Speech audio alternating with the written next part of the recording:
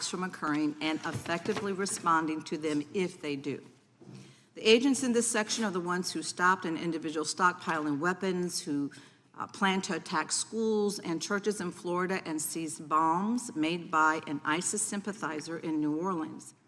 And instead of ensuring that this section has all the resources that it needs at a time when its mission is critical, you fired its decorated veteran FBI agents who have served their country proudly under Republican and both Democratic presidents, and you scrapped the tools that they developed to fight domestic terrorism, including the National Domestic Terrorism Incident Database. I mean, most of that is just not true. We have 1,700 current DT managed programs. We're up 300% in the amount of cases we brought against nihilistic, violent extremists, including 764, wishing to harm our children. The FBI and the men and women are getting after that problem set more than ever because I've unleashed them to do so. And any insinuation that these tragic occurrences across the country are somehow singularly my fault or disgusting because that watershed goes down to the men and women at the FBI, Mr. Patel, and they are not responsible for it. I'm happy to work with you to get them what they need. Gentlelady controls the time. Unanimous consent request. She'll state a request. Thank you very much. Into the record, an article from Reuters titled FBI Scales Back Staffing, Tracking of Domestic Terrorism, Probes Sources Say. Thank you very much. Without objection. I appreciate that. So, Mr. Patel, and it isn't just the domestic terrorism operations section. Under your watch, agents are fully diverting their attention to these anti-immigrant and city takeover operations, leaving our children vulnerable to dangerous networks of online predators, both domestic and international. You pulled more than 120 FBI agents from their normal duties to operate sobriety checks and conduct traffic stops, exposing the FBI's fleet of unmarked cars and thereby making it harder for the FBI to combat violent criminal gangs, foreign intelligence services, and drug traffickers in the process. That's simply not true. If we were not able to do two things at one time, how would we be seizing record amounts of fentanyl? 23,000 violent felons have been arrested. Time belongs to the gentlelady. More than twice as many as last year. Time belongs to the gentlelady from Georgia. Thank you very much. And this request basically is, it is an article from Reuters, which quotes law enforcement officers familiar with agents who once covered child exploitation cases, but now focus on immigration child exclusive. Thousands of agents diverted to Trump immigration track down. Mr. Patel, in the short time I have left, your tenure as director of FBI has been somewhat problematic. Americans are left definitely less safe under your watch. You have gutted the FBI's ability to keep safe from domestic terrorism. You have sent FBI agents to conduct traffic stops and round up hardworking immigrants who pose no danger to public safety. People even President Trump referred to as good long-time workers. Your job is to protect and serve the American public. Time of the gentlelady. You have spent your time protecting heinous individuals and using the FBI to serve as a political circus.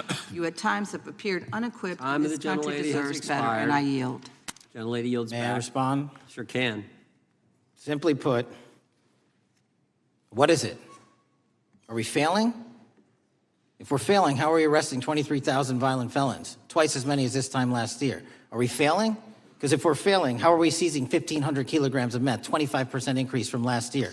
Are we failing? Because we captured 4 top 10 FBI most wanted from around the world in 7 months. That's more than the entirety of the last administration. Are we failing? Because we put 1,500 child predators in prison. Are we failing? Because we dismantled 300 human trafficking networks. Which is it? You don't like me, that's fine. But don't you dare disparage the men and women of the FBI that are producing record results in historic fashion to protect this country. They are kicking ass for America, and they're going to continue to do so. And we appreciate your leadership. The gentlelady from Florida is recognized.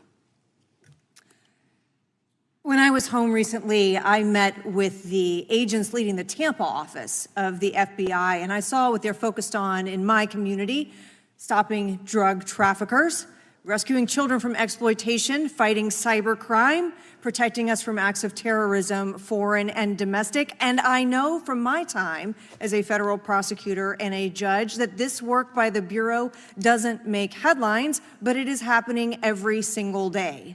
At the top, accountability is necessary, transparency is critical, but today we've seen an effort not just to diminish, but to distort the work of Director Patel and the agents he leads. If we really care about transparency and about truth, then what we owe to the American people is this reality, that thousands of dedicated professionals at the FBI wake up every single day thinking not about themselves but about this country and keeping every single one of us and our children safe from harm. And Director Patel, I would like to hear from you the facts about what the FBI is doing and your efforts to fight crime. Director Patel, isn't it correct that since January 20th, 2025, the FBI has made over 25,000 immigration-related arrests, including 350 members of Tren de Aragua and 195 members of MS-13? Those numbers are accurate. The Tren de Aragua numbers are up over 350% from the year before. And during that same period, hasn't the FBI seized over 66,000 kilos of cocaine, 6,000 kilos of meth, and 1,500 kilos of fentanyl? Not to be nitpicky, but it's 89,000 kilos of cocaine and 7,300 kilograms of meth. And isn't it also true that the FBI Tampa Division's Panama Express Strike Force specifically seized nearly 67,000 kilos of cocaine valued at more than $1.6 billion from illicit maritime vessels? One of our best operations out of the Port of Tampa, and I was down there in South Florida when Panex did their work. Director Patel, since October 7th, 2023 Hamas attack, the FBI has been a co-leader of the Joint Task Force October 7th. Isn't it correct that this task force is actively working to bring justice for victims and to prevent terrorist infiltration at our borders? Yes, ma'am. Since January 20th, hasn't the FBI arrested 59 foreign intelligence operatives for spying or smuggling dangerous material into the United States? Yes, we have, and that's on track to be more than 25% than ever before. And the FBI has also been leading operations against major cyber threat actors, including those from Russia, China, Iran, and North Korea. Isn't that right? A 17% increase from year to date last year. Director Patel, the FBI's child exploitation task forces continue to investigate predators who target children online and across our communities. How significant is that threat today, and what results have you seen under your tenure in bringing these offenders to justice? We have, under Operation Gray Skull, dismantled dark web units that are operating online, not just in the United States, but across the world, to do our children harm. We have taken into custody more suspects than ever before on those who seek to harm our children. That is what the men and women of the FBI do, and that's what they're going to continue to do. Those are the real results when you let good cops be cops and when you let us get on these platforms and expose them to the public and show them the harms of these predators on these online gaming systems and social media systems. And we need more help from Congress to allow us more authorities to do that work. The FBI laboratory manages the Combined DNA Index System, or CODIS, which compares over 25 million DNA profiles and aids more than 125 investigations each day. Director Patel, why is this important to law enforcement nationwide? All of law enforcement relies on our CJIS operation out of West Virginia. And what that does is allow 19,000 agencies to come in and say, hey, does this guy have a criminal history? Hey, is this an illegal firearm? Do we have a DNA hit like we did in these recent assassinations? That's what the FBI brings to bear, because local and state law enforcement agencies just don't have that capability, and we're doing it 24/7, 365. CJIS does not close for 1 minute. In your testimony, you noted that the FBI has ongoing counterintelligence investigations into China, Iran, and Russia across all 55 field offices. Why is it essential to maintain that scope of coverage, and what success can you point to in disrupting nation-state actors? Our biggest threats involving nation-state actors are the PRC, Russia, and China, and they are up 33%, 83%, and 60% respectively in arrests alone this year. Those nation-state actors wish to do harm in our infrastructure, our critical infrastructure system, our energy, our water supply, and also go after and target individuals and senior citizens and take their money through online pig butchering schemes, which we've exposed in Cambodia by way of the CCP. This is groundbreaking work that the American public should be seeing that their FBI is doing, and I'm happy to have the opportunity to report on it. Thank you, Director Patel. I yield back. Gentlelady yields back. The gentlelady from Mr. Chairman, I have a couple. unanimous consent. Thank you so much. I appreciate it. In response to Mr. Patel's making the remarks that that maybe our colleagues are disparaging the men and women of the FBI, I'd like to enter the record 3 unanimous consent requests. One is an entitled FBI is Using Polygraphs to Test Officials' Loyalty. The second is Kash Patel knowingly broke law when firing top officials, lawsuit alleges, published by NBC. And the third is FBI forces out more leaders, including ex-director who fought Trump, demand for January 6 agents' names. Without objection. Thank you. Gentlelady from Vermont's recognized. Thank you, Mr. Chair. Director Patel, thank you for being with us today. Appreciate your time. Let me say at the top, political violence should have no place in this country, and I strongly, unequivocally condemn the killing of Charlie Kirk last week. And this is exactly the kind of case that warrants a swift and thorough investigation by the FBI. What shouldn't be happening, however, is this administration's seeming attempt to exploit Mr. Kirk's death within minutes of this horrible, horrible assassination, dividing us even further without knowing enough about the killer's complicated, confused political ideology and the extent of his motivation. And this week, Vice President Vance claimed that this is, quote, an extremely destructive movement of left-wing extremism, and said that, quote, it's part of the reason why Charlie was killed. He pledged to go after organizations on the left. But Director Patel, it was just 3 months ago that Melissa Hortman, the Minnesota House Speaker, and her husband Mark were shot to death in their home in the middle of the night by a self-identified right-wing extremist and Trump supporter. When that assassination happened, the FBI released a written statement denouncing the killings and pledging to hold the killer accountable. And I thank the Bureau for that. It was clear, concise, to the point. But when you compare that statement to the over 50 mentions of the Charlie Kirk killing and just 4 for the Hortmans on accounts affiliated with the FBI and your personal account, it appears to many Americans that you're valuing some lives more than others, and that's painful. And this is what I'm hearing from my constituents, so I just want to convey that to you. And the Vice President didn't even call on right-wing organizations to tone down their rhetoric after that horrific killing in Minnesota, and he never once spoke about dismantling conservative institutions. This week, when the president was asked by a reporter about Speaker Hortman, he claimed he didn't even know who she was. One of the most high-profile assassinations of an elected official in recent memory, and the president claims to know nothing about it, hasn't even heard of it. It was absolutely devastating for her colleagues and for her family. And I think we all can agree in this room that we have to stop this political violence. So my first question to you is, Director Patel, what is your plan as director of the FBI to turn down the temperature, especially in light of the fact that it seems like members of the administration are reacting to political violence based on party affiliation?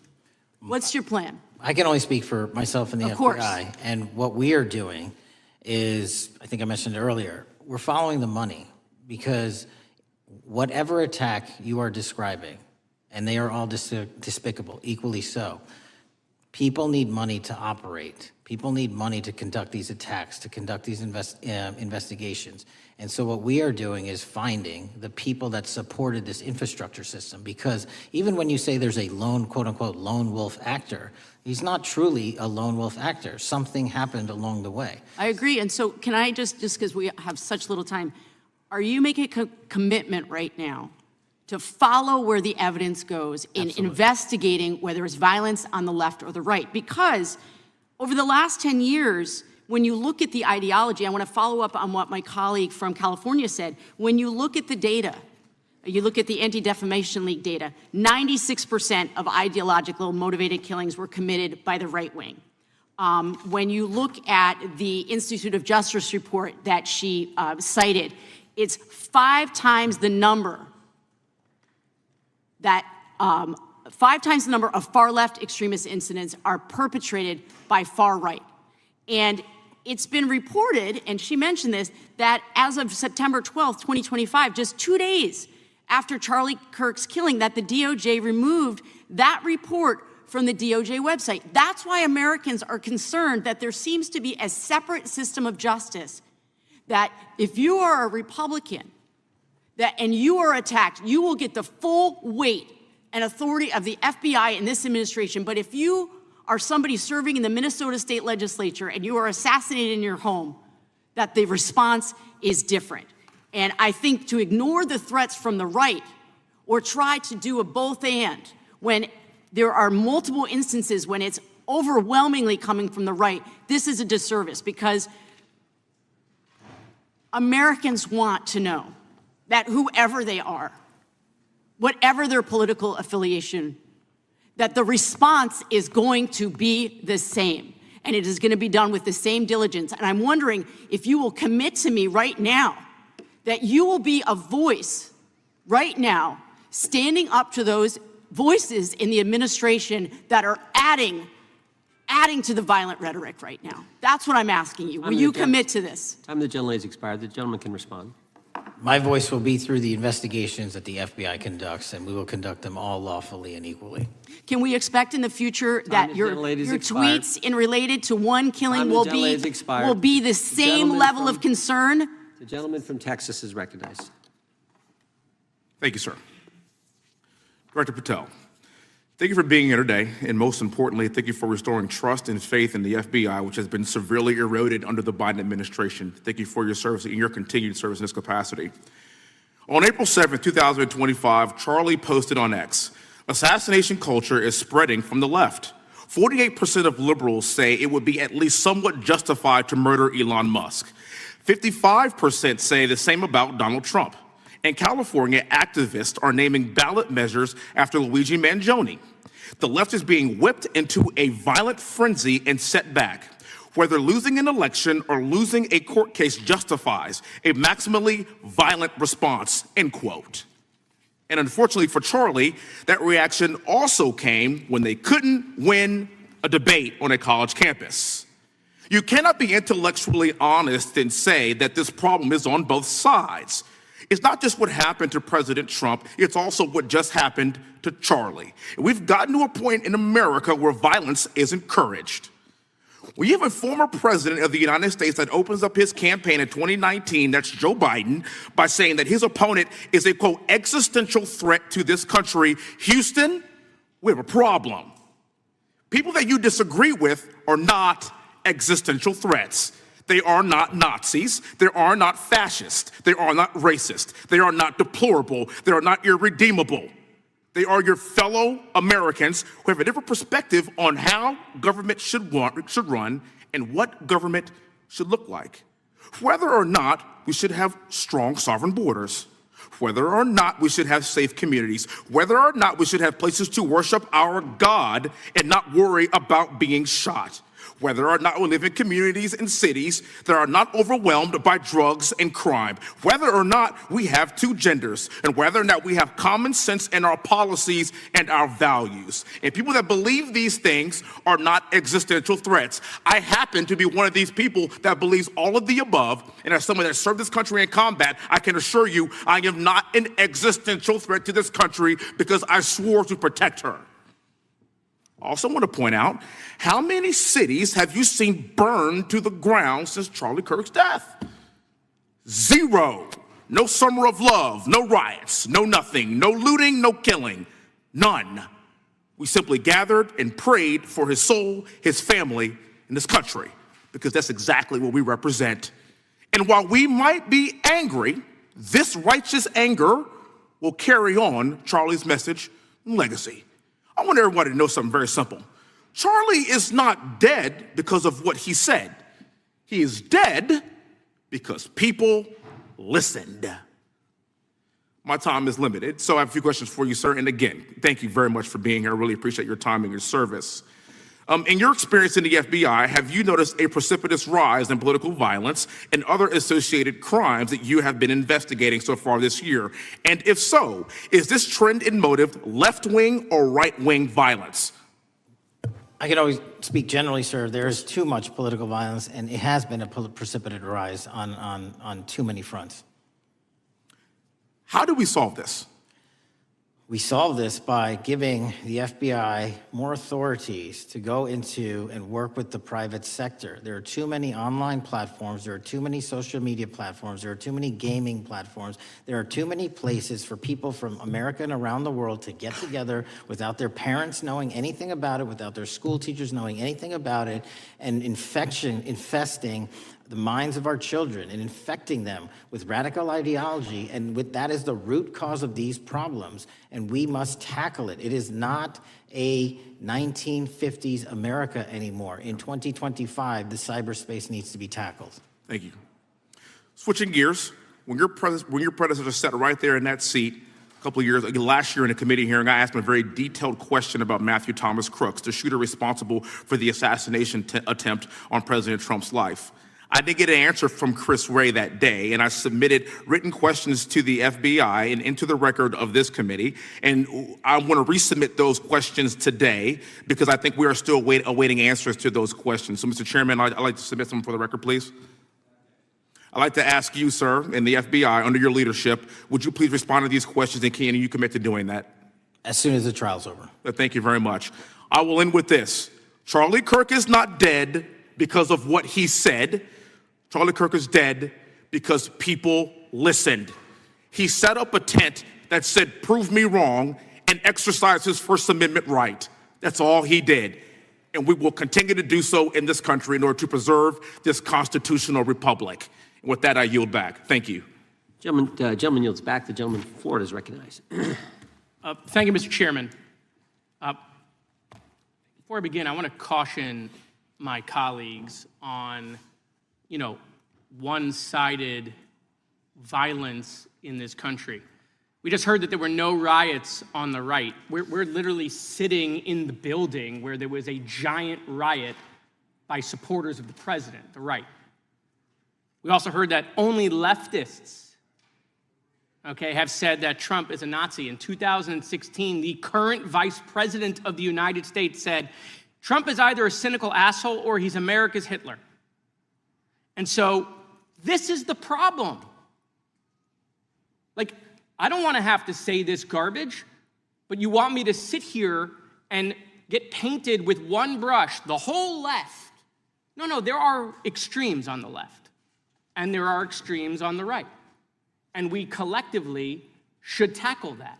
But to come here and just look at us and say we all support what's going on in the extremes is why we can't solve anything in this building.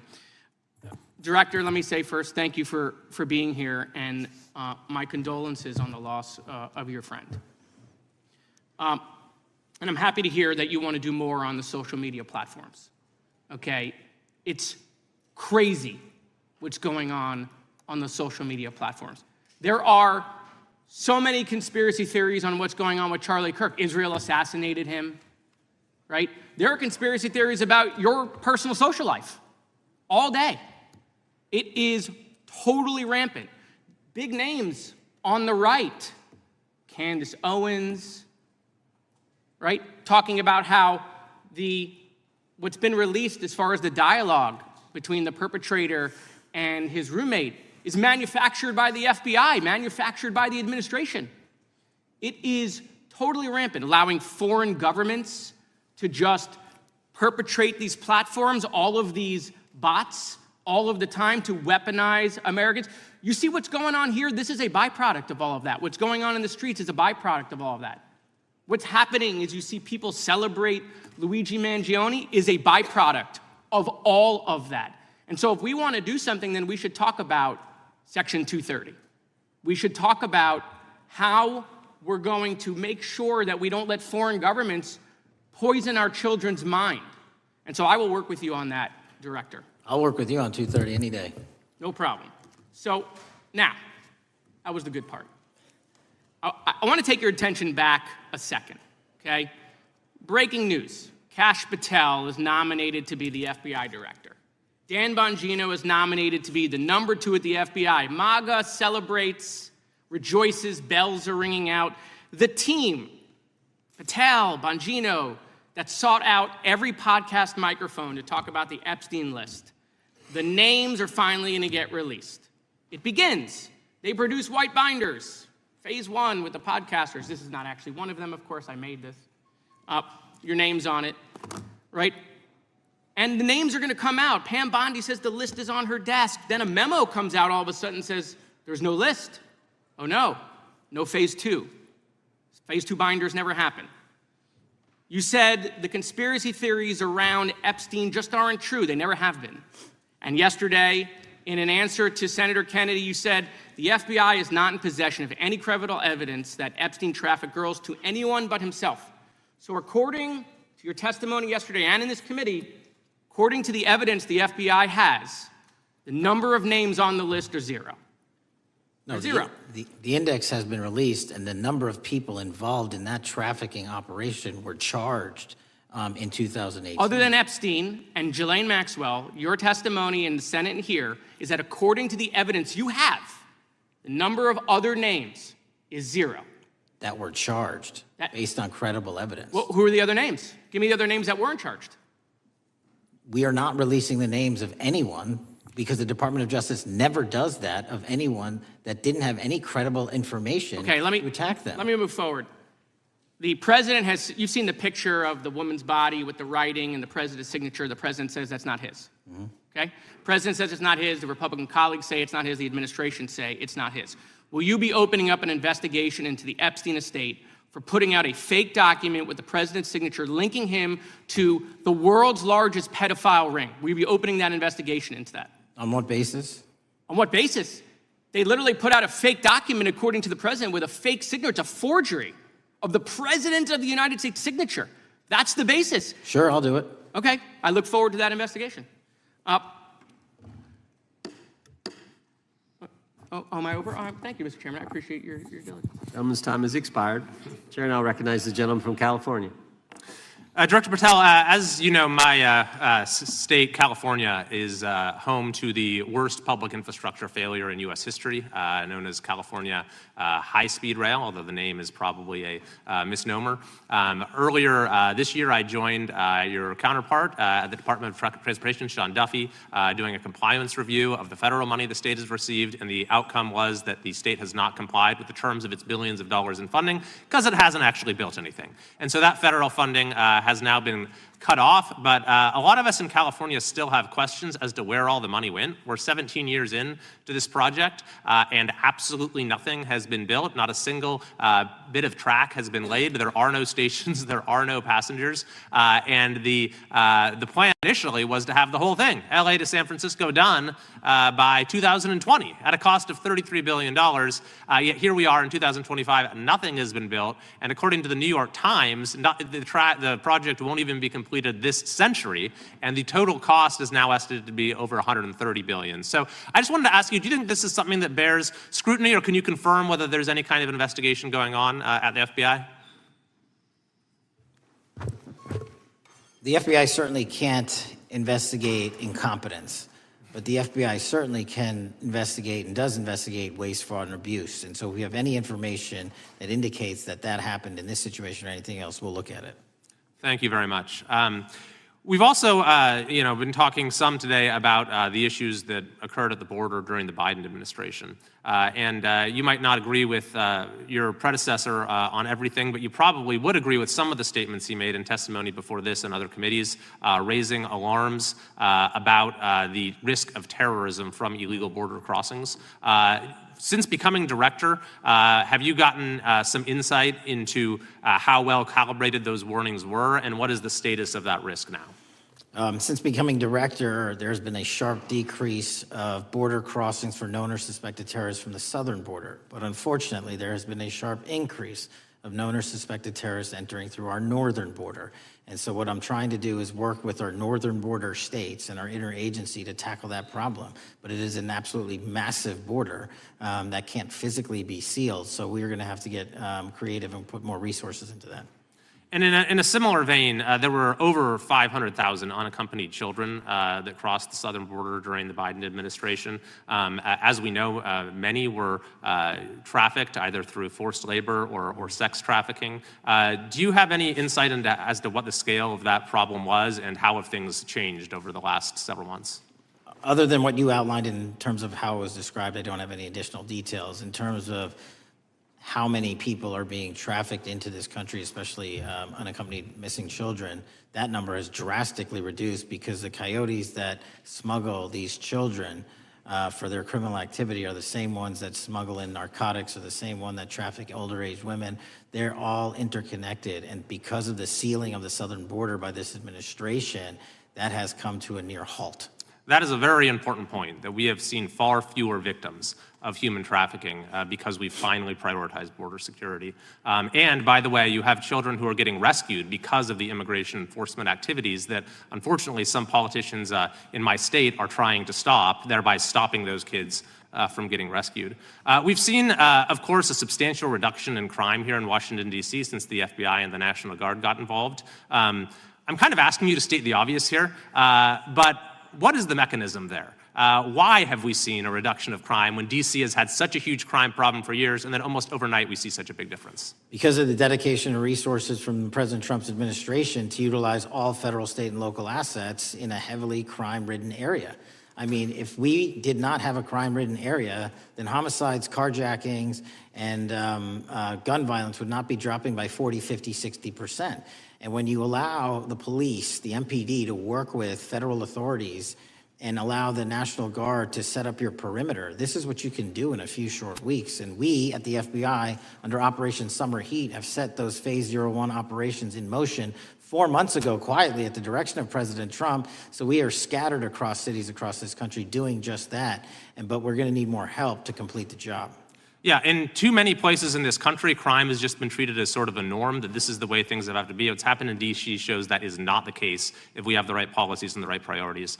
Finally, you know, this is tragically the second time in as many years that we've had an FBI director here following either an assassination or an assassination attempt. And so since there's been some time now since from the attempted assassination on President Trump at Butler, would you say that the public's understanding of what took place on that day is fairly consistent with all of the facts as you know them, or do you believe there's still material facts that have not been made public or are not fully understood by the public? No, I think it's fairly consistent. Thank you. I yield. Gentleman yields back to the lady from Texas, recognized. Man, oh man, there has been so much today, and I truly don't know where to start. So I'm just going to make sure that we start off with a few facts. So a couple of facts that we need to make clear for everyone is that, number one, Director Christopher Wray, when he was appointed to be the head of the FBI, was appointed by Donald Trump. Now, I will agree that I definitely take issue with a number of decisions that Donald Trump makes, especially when it comes to the people that he decides to appoint to very important positions, including this one, because I did have to make sure that I wasn't going crazy. But when I say that you are the least qualified FBI director in the history of the FBI, that is real, because you are the only one that never even served with the FBI prior to joining, yet we are supposed to believe that That's you are false. the greatest thing since sliced bread. I didn't ask you a question. Now, what I want to Still go false. through is to talk about why you are a failure and why, honestly, we just need to tell you bye-bye. I know that you got a little upset and you put on your show for your boss because it seems like you're trying to save your job when it came to talking to Senator Booker yesterday. But let's go through some of your failures.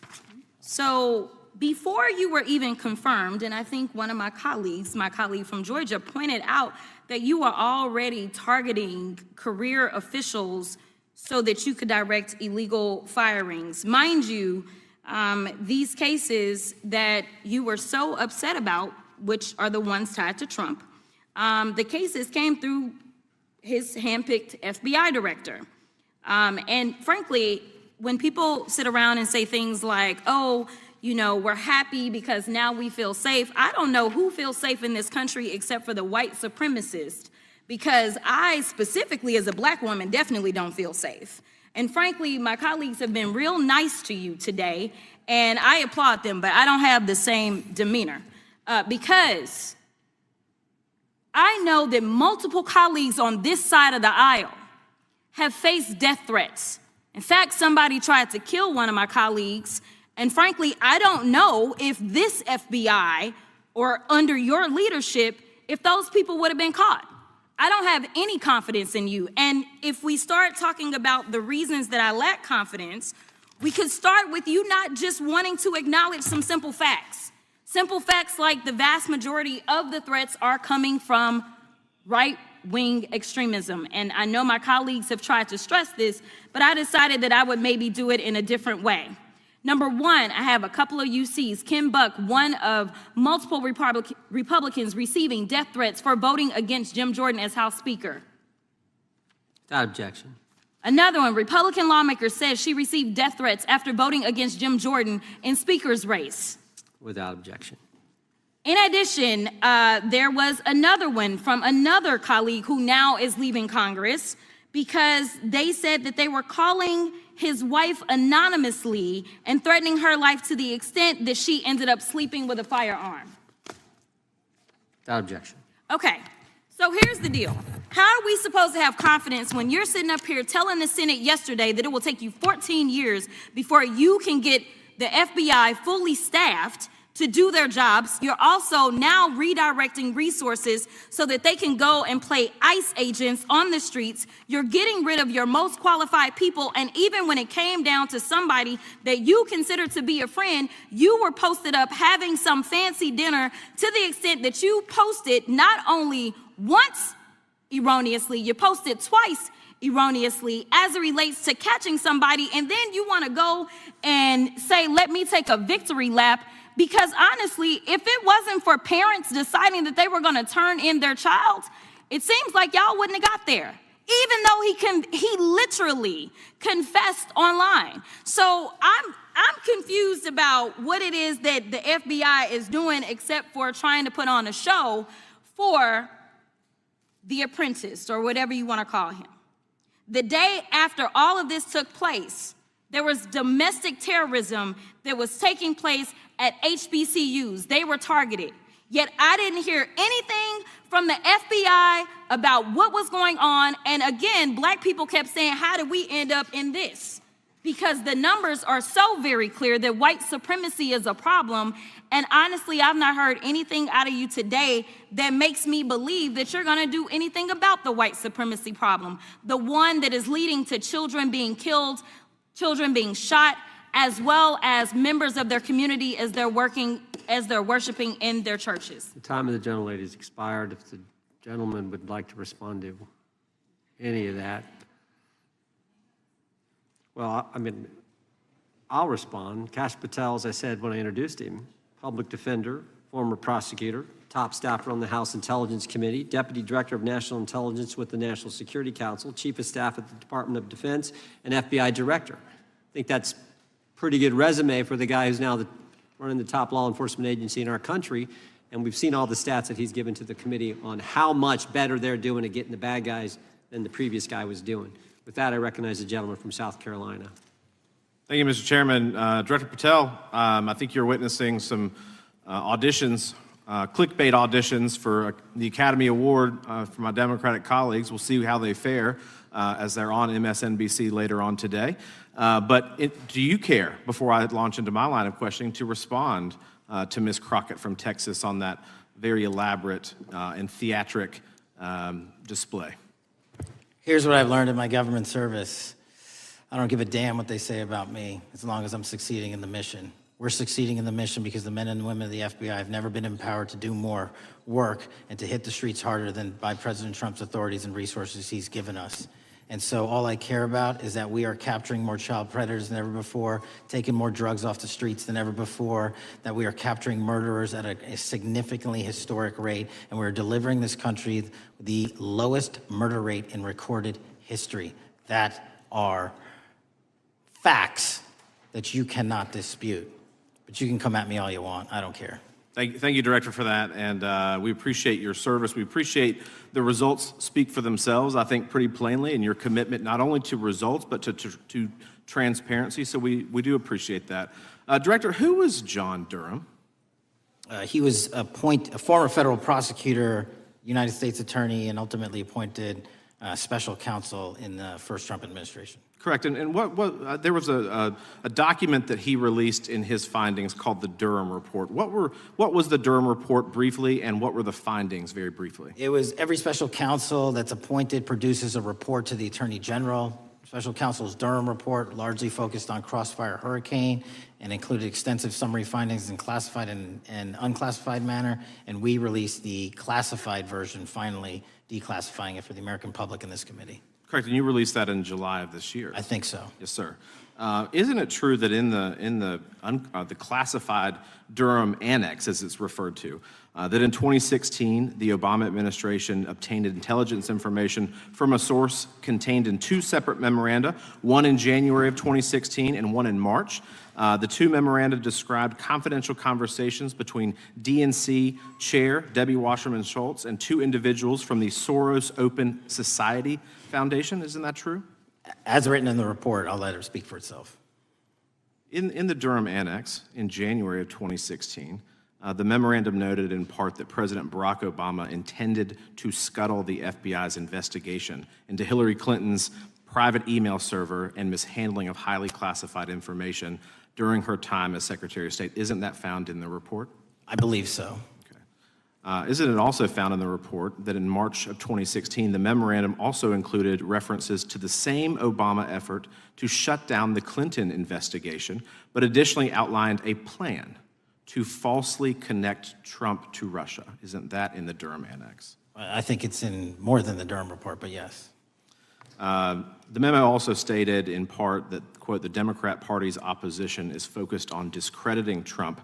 Among other things, the Clinton staff, with the support from special services, is preparing scandalous revelations of business connections between Trump and the Russian mafia. Isn't that also found in the now unclassified Durham Annex? I believe so, sir.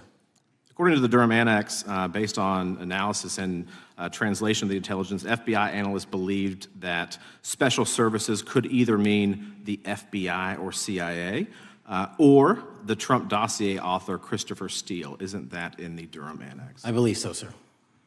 When the Obama administration received intelligence in March of 2018, Fusion GPS was preparing open source opposition research regarding purported ties between Trump and Russians. The research was paid by the Clintons' campaign and the DNC. Isn't that open source and also in the Durham Annex? I believe both. Okay. And so also in the Durham Annex, which I found interesting, was the potential campaign plan was shared with high-ranking career officials at DOJ. Isn't that in the Durham Annex? I believe so, sir. The Durham Annex describes that in July of 2016, emails allegedly between Leonard Bernardo, senior vice president of George Soros's Open Society Foundation, included data providing specificity on the Clinton plan in an attempt to smear Donald Trump by falsely linking him to Russia. Isn't that in the Durham Report? I believe so. And so, briefly, this additional evidence that you've unclassified and released to the American public, what does that purport to show or augment about the Durham Report that you can share with the American people? Put simply, that the FBI was weaponized. Against a political campaign. Yes, sir. Thank you for that, Mr. Chairman. I yield back. Gentleman yields back. The I have UCs. gentlelady from Texas recognized for unanimous consent. Yes. First one is Russia's ghostwriter hacker group takes aim at German election. This is from Politico. Without objection. The next one is Director of National Intelligence, 30 days until election 2024, which specifically states that our assessments about activities and goals of Russia, Iran, and China are unchanged from earlier election security updates, and that they were meddling. Without objection. And I've got three more. The last three are that how Russia is using artificial intelligence to interfere in elections. Moscow's attempts to interfere in U.S. and other elections are nothing new, though their tactics and strategy are constantly evolving. Without objection. The next one is Russian interference coming soon to an election near you. Russia pursues a systemic strategy of undermining elections and influencing public opinion in the West. EU and NATO countries must recognize that Moscow often acts through agents within their own borders and build resilience to such interference. And what's the source? This one is carnegieendowment.org. Okay, without objection. Thank you. The gentlelady from North Carolina is recognized. Thank you, Mr. Chairman. And Director Patel, I'm glad that I'm going a little out of order here because I'm going to pursue some of the things that you were just talking to Mr. Fry about and remind you about your confirmation hearing. At your confirmation hearing in January, you said under oath, and I quote, "There will be no politicization at the FBI. There will be no retributive actions taken by the FBI should I be confirmed." And in your written response to the Senate questionnaire, you said, I quote, "Personnel decisions shall be based on performance and adherence to the law. And every FBI employee will be held to the absolute same standard, and no one will be terminated for case assignments." So I want to just go through a couple of scenarios with you to get a sense of whether you think these are examples of politicization of the FBI or making decisions based on the performance and adherence to the law. So, first question. Would hiring FBI agents, analysts, and supervisors from only one political party being politicization of the FBI or making personnel decisions based on performance and adherence to the law? We don't ask FBI people, applicants, where their political parties are. Mr. Patel, do you ask FBI applicants who they voted for? The FBI does not. Are you aware that in the lawsuit that Mr. Driscoll filed against you and the FBI, he was asked who he voted for? Since that lawsuit has been filed, that's ongoing litigation, I'm not able to comment. Well, but it also means that you just said that what happened in his situation didn't happen. So we will go on to the next question. Let me ask you an even easier one. Does firing agents for working on the cases that they were assigned to and that the president didn't like, is that politicization of the FBI or making personnel decisions based on performance and adherence to the law? The FBI doesn't terminate anyone based on case assignments alone. Has the FBI ever been sued by somebody who felt that they were terminated based on case assignments? In the entire history of the FBI, I'm sure they have. No, since your tenure. I'm sure there's ongoing litigation. Yes. In fact, there is ongoing litigation. And in fact, people have been asked who they voted for. And in fact, you are running an FBI for the President of the United States rather than the people of the United States, because my questions were not hypotheticals. They are the things you have done during your tenure. And according to a lawsuit filed last week by long-term FBI agents, you fired former acting director Brian Driscoll.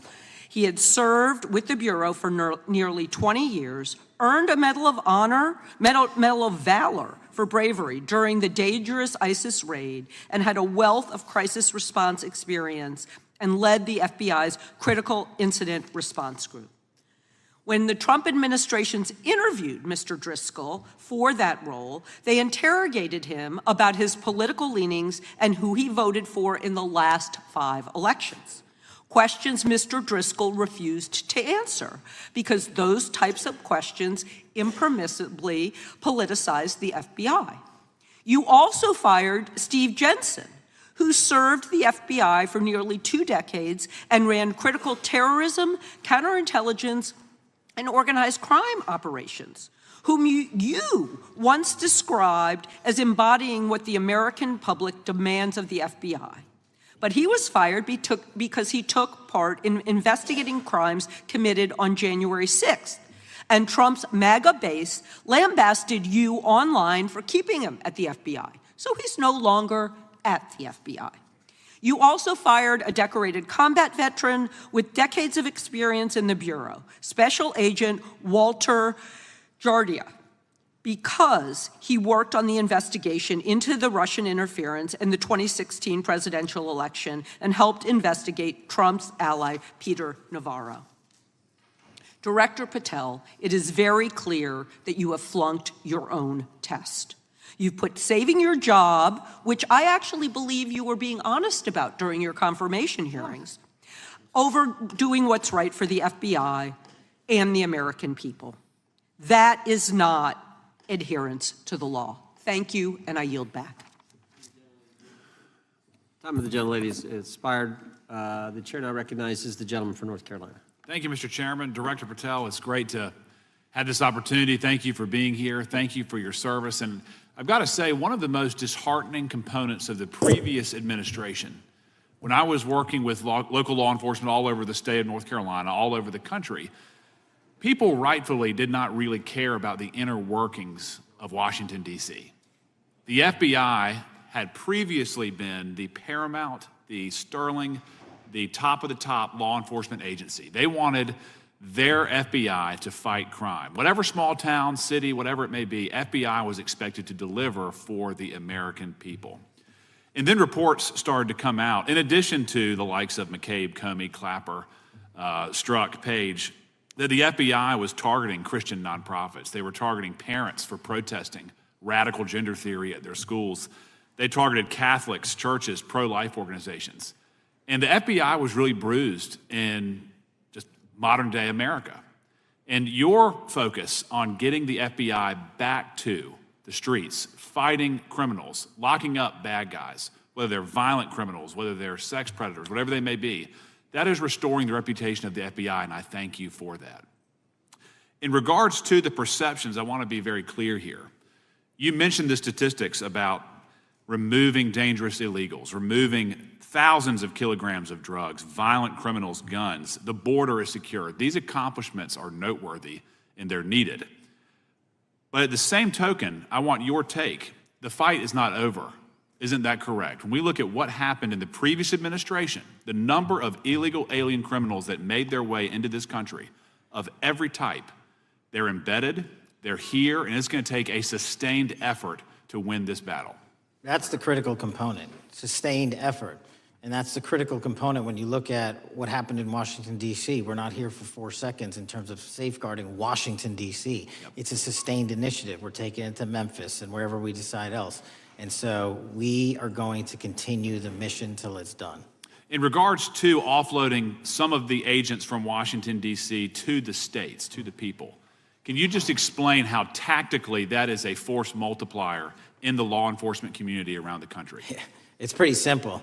You don't even have to be in law enforcement to know that. If you put cops with other cops, they're going to do cop work. That's right. And what was needed in the communities out there was more cops. What was not needed in the bloated bureaucracy of Washington, D.C. was a third of the FBI's workforce, because a third of the crime does not happen in the Washington, D.C. NCR area. And so the results speak for themselves. Our state and local partners, I've always said this, are our biggest ally, our Yes. greatest ally and partner, and we cannot do the work without them. But we got to send our guys to them. That's right.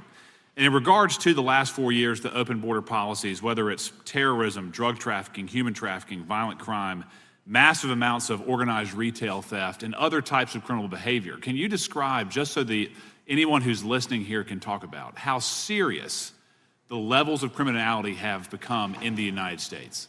Well, unfortunately, in order to have these record-breaking numbers of arrests and seizures, you tragically had to have a record-breaking explosion in violent crime, and it doesn't happen overnight. And it came in from all corners of the earth and from all platforms, including social media. And that's the root cause of all of these evils. And in order to clean it up, it's not going to happen overnight. But the men and women of the FBI, what they did in these 7 months, everybody should be talking about it. Every single district in this dais is safer now, today, than it has ever been because of that work. And in regards to the ongoing political climate, Director Patel, How do sanctuary policies that are still being implemented and defended in certain states, cities, and counties, how do they help or hurt your efforts to make America safer? Well, if you are harboring criminals, you are harboring our ability to keep our communities safe. It's that simple. If you have a fugitive warrant for a violent felony offense and we are not able to procure you because of policies or rules that don't allow us to go get them, and time again, we have heard all too many illegal immigrants who should not have been here murdering women, murdering children, giving drugs to our youth, and raping our children, and that is unacceptable. Straightly put, can you separate immigration enforcement with fighting crime? They're intertwined. Thank you. In regards to policies like cashless bail, how does that help or hurt your efforts? Criminals know that there are certain jurisdictions where if they shoot someone, they'll be out the door within the next hour to do it again. Yep. And that's an ethos that is, and a system that has been built out over years that we are combating. How is defunding the police around the country, how does that help or hurt? As long as I'm in this seat, we're not defunding any cops. Good. Thank you, Director. I yield back. Gentleman yields back. Mr. Garcia is recognized. Thank you, Chairman Jordan, and welcome again, Director Patel. As members of the Judiciary Committee, we have a responsibility to conduct oversight of the FBI and assess whether or not you're doing a good job in a responsible and impartial manner, or whether you're just a henchman for Donald Trump who's weaponizing the Bureau at the expense of public safety. As Congressman for tenure, is the Bureau's expanded role in low-level, non-criminal immigration enforcement. I have a report here from the conservative Cato Institute. They've obtained ICE documents showing that over 2,500 FBI personnel are now working on immigration enforcement. A yes or no question. Did you sign off on this? 2,500 FBI employees are not currently working on immigration enforcement. Did you sign off on this? On the Cato report? On the 2,500 personnel, FBI personnel that have been reported to now be working on immigration enforcement. I couldn't have signed off on it because it's not happening. You can call it whatever you want, but the reality is that over 2,000 personnel individuals are now working at ICE instead of their jobs. I want to follow up on something that Senator Durbin asked you about yesterday. This article from MSNBC reports that nearly every agent on Baltimore's domestic terrorism unit, who was, by the way, investigating the 764 network of child predators, was diverted to work on immigration enforcement full-time. That forced them to, and I quote him, walk away from investigations of a network of violent predators that targets and exploits children online.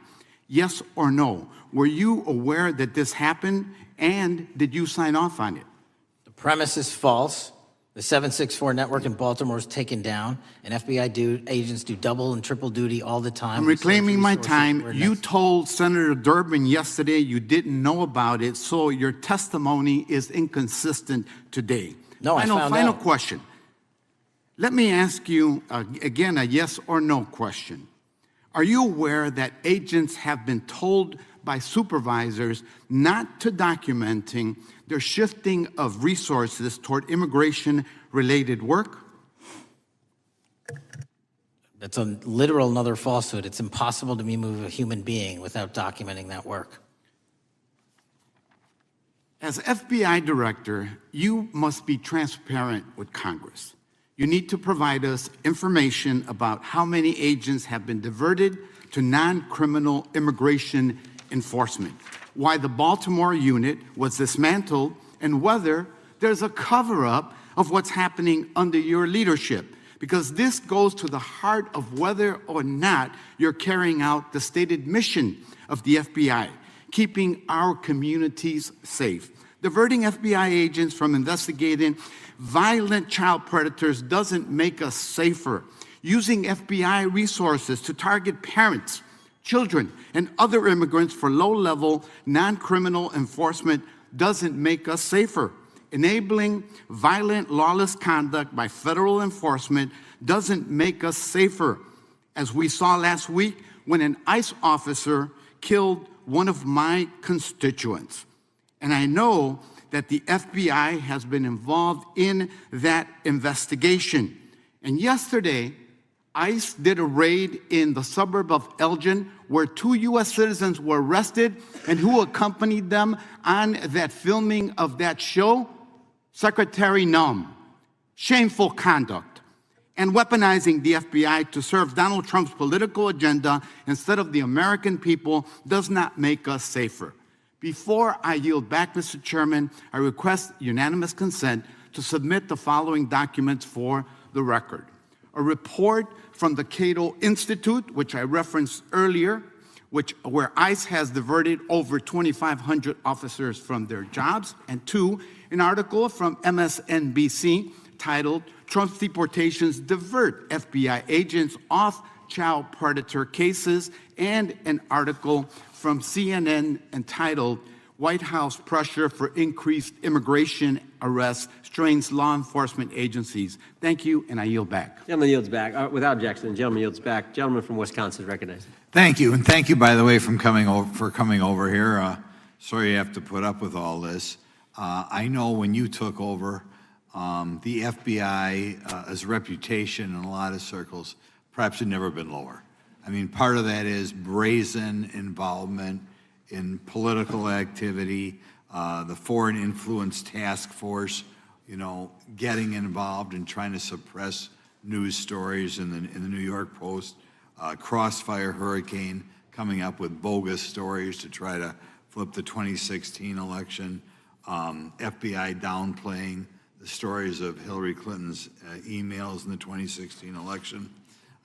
That's their overt involvement in political activity. I think a strong anti-religious bias. We talked about stories of an anti-Catholic bias in there. I know I've talked to people about horrific overreaction at the big Hindu temple in New Jersey, in which, just so people understand, you had a rectory in the temple area, the religious leaders, taken out at gunpoint, big problems. And I think finally the FBI trying to turn America's viewpoint on certain political issues. And when I talk about that, I'm talking about what was done in Mexico with regard to shipping weapons, fast and furious, shipping weapons into Mexico in an effort, I think, to try to turn the Americans against the First Amendment. But in any event, what scares me is, and all these horrible things that were done in the past, there were individual FBI agents who participated in them, in which apparently their supervisors told them this is okay or even admirable. And what I'm going to ask you, are you able to do anything to make sure that in the future these corrupted FBI agents understand the importance of religion in our life, and they're not to view it with suspicion? They understand parental rights and the idea that traditionally in America, parents have the ability to object when their young 5 or 6-year-old children or year-old or very young children are getting what most people consider highly inappropriate sexual contact. What are we doing there to try to make sure we don't have problems with these FBI agents again, or make sure that in the future administrations, they would object if they are asked to behave in such a immoral fashion? 2 things. If you are corrupt, you don't work at the FBI. It's that simple. So we don't tolerate any form of corruption or any deviation from our high standards, whether you're an agent, an intel analyst, or whatnot. And just to show the American public the resurrection that the FBI has had in these last 7 months, you don't have to believe me. Our applicant pool has doubled month over month every year from the highest point it has ever been. More people want to work at this FBI than ever before in U.S. history. I'm sure that's because of you, and you're kind of anticipating my next question. I talk to retired FBI agents in my area who sometimes retired in part because they hated the woke anti-conservative culture at the FBI. And they are concerned, the retiring agents, about new agents, not on your watch, but before this, being corrupted in the universities before they were hired. And they are very worried about what will happen with the new agents. So I think you're answering my question. Do you feel you'll be able to a certain extent solve the problem of inappropriately woke agents filling up the agency in the past, because now you're going to have a larger pool to draw from? Everybody that comes to work at the FBI is allowed to have their own belief system, but they're not allowed to bring that belief system into the workplace. And anyone that does won't work at the FBI. Okay, very good. Now, recently, there's sort of another potential scandal, I guess, a politically motivated thing, Arctic frost. Do you want to comment on that? And it appears one more time as perhaps the FBI was getting involved in what would normally be considered political events. We are not getting involved in political events, except this one. Okay. And final thing, with regard to prejudice against Catholics, what happened in the big Hindu temple there in New Jersey, do you think, has anybody ever apologized to the Catholic Church or apologized to that temple? I don't know, sir. Okay. Is that something you think would be perhaps a good idea to do in the future? I think leadership should address it. Thank you. Gentleman, time has expired. Gentleman yields back the, so we got the gentleman from North Carolina, Mr. Harris. All right, thank you, Mr. Chairman, and thank you, Director Patel, for your endurance and your perseverance throughout today's hearing and for all you've shared. First of all, let me start by saying that I was very grateful and glad to see that the FBI has joined the investigation of the tragic and brutal murder of Irina Zarutska in Charlotte, which is just right by my district. This woman, as you know, fled the war in Ukraine only to be killed in cold blood by a man who had no business being on the streets whatsoever. This man, who had been seen stabbing Irina to death on video, had been arrested 14 previous times, served prison time, and was diagnosed with a severe mental illness. In response to the previous offense, the magistrate over his case released him to roam the streets with a $0 bond and a simple written promise to appear in court. Mr. Patel, let me just ask, should judges apply the most lenient bail standards to people with extensive criminal history? Do they apply the most lenient? I'm sorry. Yeah, should they apply the most lenient bail standards to people with extensive criminal history? That has not been my experience. That should not happen. Is America a place where young women should fear to ride public transit? No. And was Irina Zarutska's death, would you say, possibly the result of Democrats' pro-crime policies? That investigation and matter is in open trial, so I don't want to stylize the evidence. I understand. Well, Mr. Patel, let me just say, taking over the FBI after the Biden administration's blatant weaponization of the agency is no easy feat, as we've recognized throughout this hearing today. For 4 years, we witnessed the Biden administration targeting regular Americans rather than violent criminals. For example, the Biden administration's FBI spent its time and resources going after churches and Christians. We know that the FBI used an undercover agent to collect information about a parishioner. We know that the FBI investigated and surveilled a Catholic priest. And all of this was in response to First Amendment protected activity. Mr. Patel, I want to ask you, should the FBI use its resources to spy on Catholics? Never. So what does it say about the culture of the Biden FBI that law enforcement resources were used to go after Catholics, and some FBI employees were comfortable with taking such actions? Well, pursuant to my transparency initiative and working with Congress on oversight, those documents, that's it. Those documents are available for the American public to see and read and hold people accountable, and that's what I'm committed to. And so have you been able to hold accountable those at the FBI who went after law-abiding Catholic church members? If they did so improperly, yes. Well, I've been a pastor for 36 years, and I've constantly stood up for life and stood up for family amidst a culture that's increasingly hostile to both of those things. And if the Biden administration targeted Catholics, could I have been targeted by the Ray FBI as well? Well, I don't know, but I'm not going to target you. While I know that President Trump respects religious liberty and that his administration is seeking to right the wrongs of the Biden administration, securing our freedoms and protecting faith leaders and communities requires a multi-pronged approach. What would you say in just the last few moments, what is the FBI under your leadership doing to make sure that our religious liberty and religious leaders can rest comfortable this evening? Zealously protecting our First Amendment rights, but zealously going after those that abuse that right that leads to criminal conduct. You will be investigated, you will be looked at, and referred to prosecution every single time the evidence warrants. Thank you, sir. One final area. I do want to draw attention, Mr. Patel, to Waxhaw, North Carolina, a town in my district that just fell victim to a cyber attack on September 12th that interrupted emergency services. Waxhaw is working with state partners, and the FBI has been notified on this attack, and I certainly pray they're able to help out with the ongoing investigation. Could you just speak to what the FBI is doing to bolster our community's cybersecurity to defend against any future cyber attacks? Well, in North Carolina, you're slated to get a plus-up of 22 FBI employees, and they're already on the way. And that encompasses cyber, counter-intel, counterterrorism, field agents, intel operatives.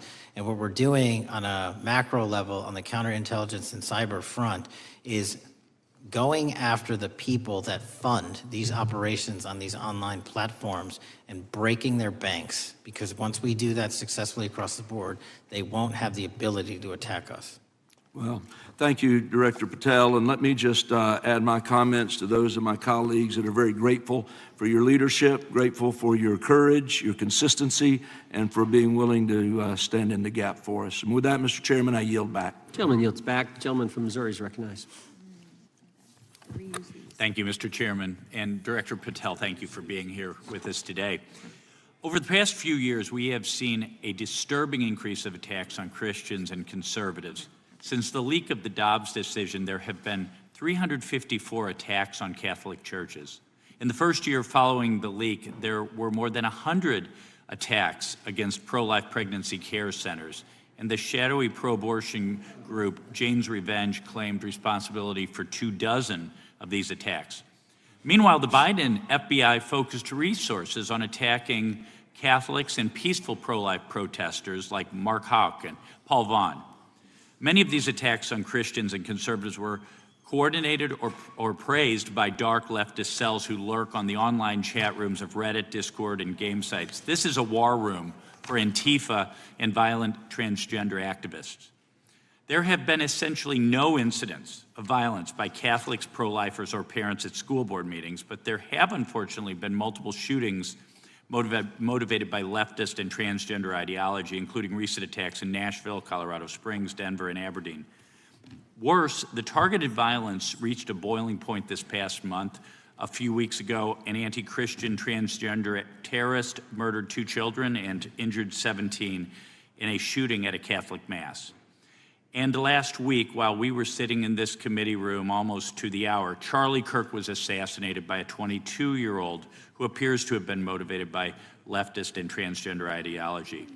As you confirmed yesterday to my Senate colleagues, he may not have acted alone, and you testified that in his online chat room of more than 20 trans ideologues that you were aware, I believe you said many more, many were aware of and possibly complicit in the assassination.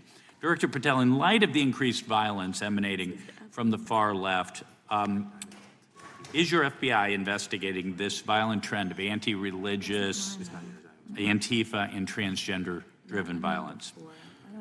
All of it across the board is being zealously investigated, no matter what your motivation or bias is behind it. Very good. We've also noticed a dramatic surge of the number of clinics offering so-called gender-affirming care. Whistleblowers in a recent NIH study confirmed that these clinics prey on some of the most mentally ill children and young adults in our society, and these clinics are quick to prescribe life-altering puberty blockers, cross-sex hormones, and surgery, and often these patients get worse rather than better, and unfortunately, some have become violent, some have even committed mass shootings, and the partner of one of them assassinated Charlie Kirk.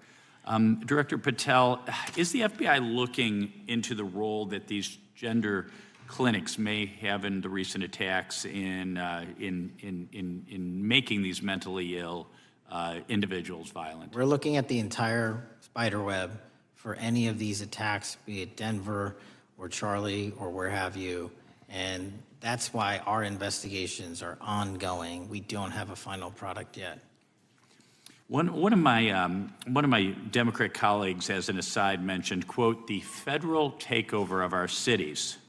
And I don't know whether my Democrat colleagues, for some reason, liked Washington, D.C. better when it was more dangerous and more violent, when there were more robberies and carjackings and murders and rapes. But what has the crime picture in Washington, D.C. looked like since the so-called federal takeover? 2,100 arrests, 37% decrease in violent crime, same time last year, 60% decrease in gun crimes, 74% decrease in carjackings, and 53% reduction in homicides in Washington, D.C. in the last month alone.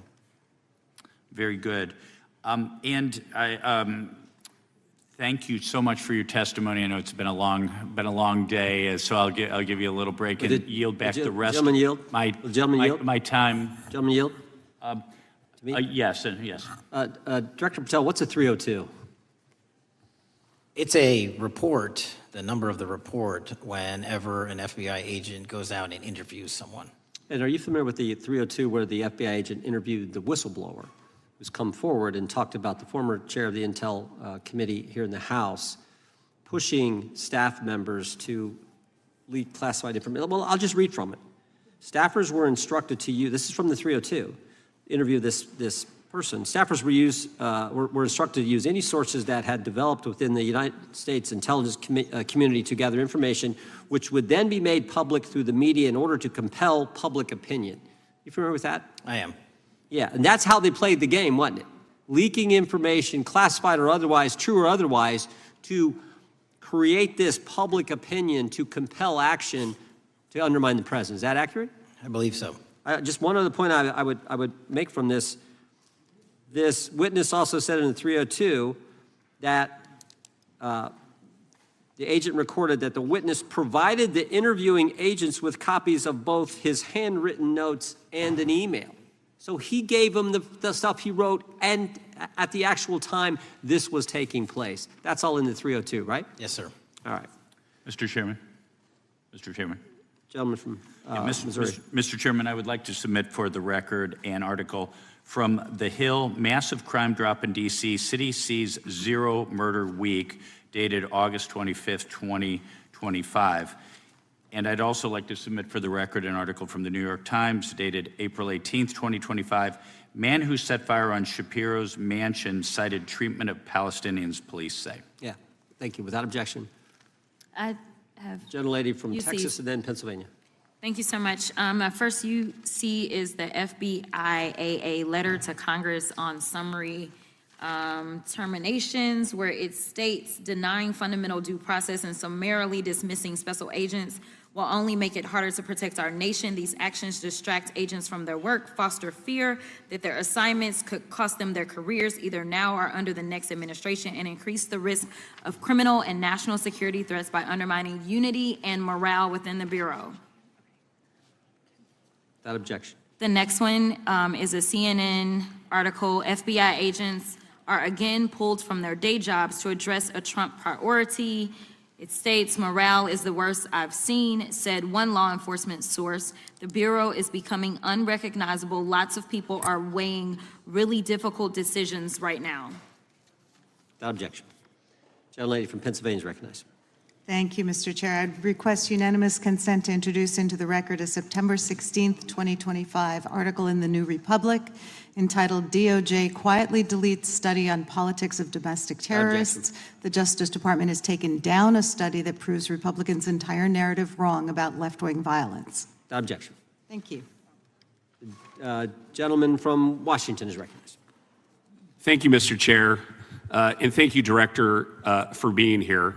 I think without question we can say that Donald Trump has been tougher on crime and tougher on international terrorism than any president in American history.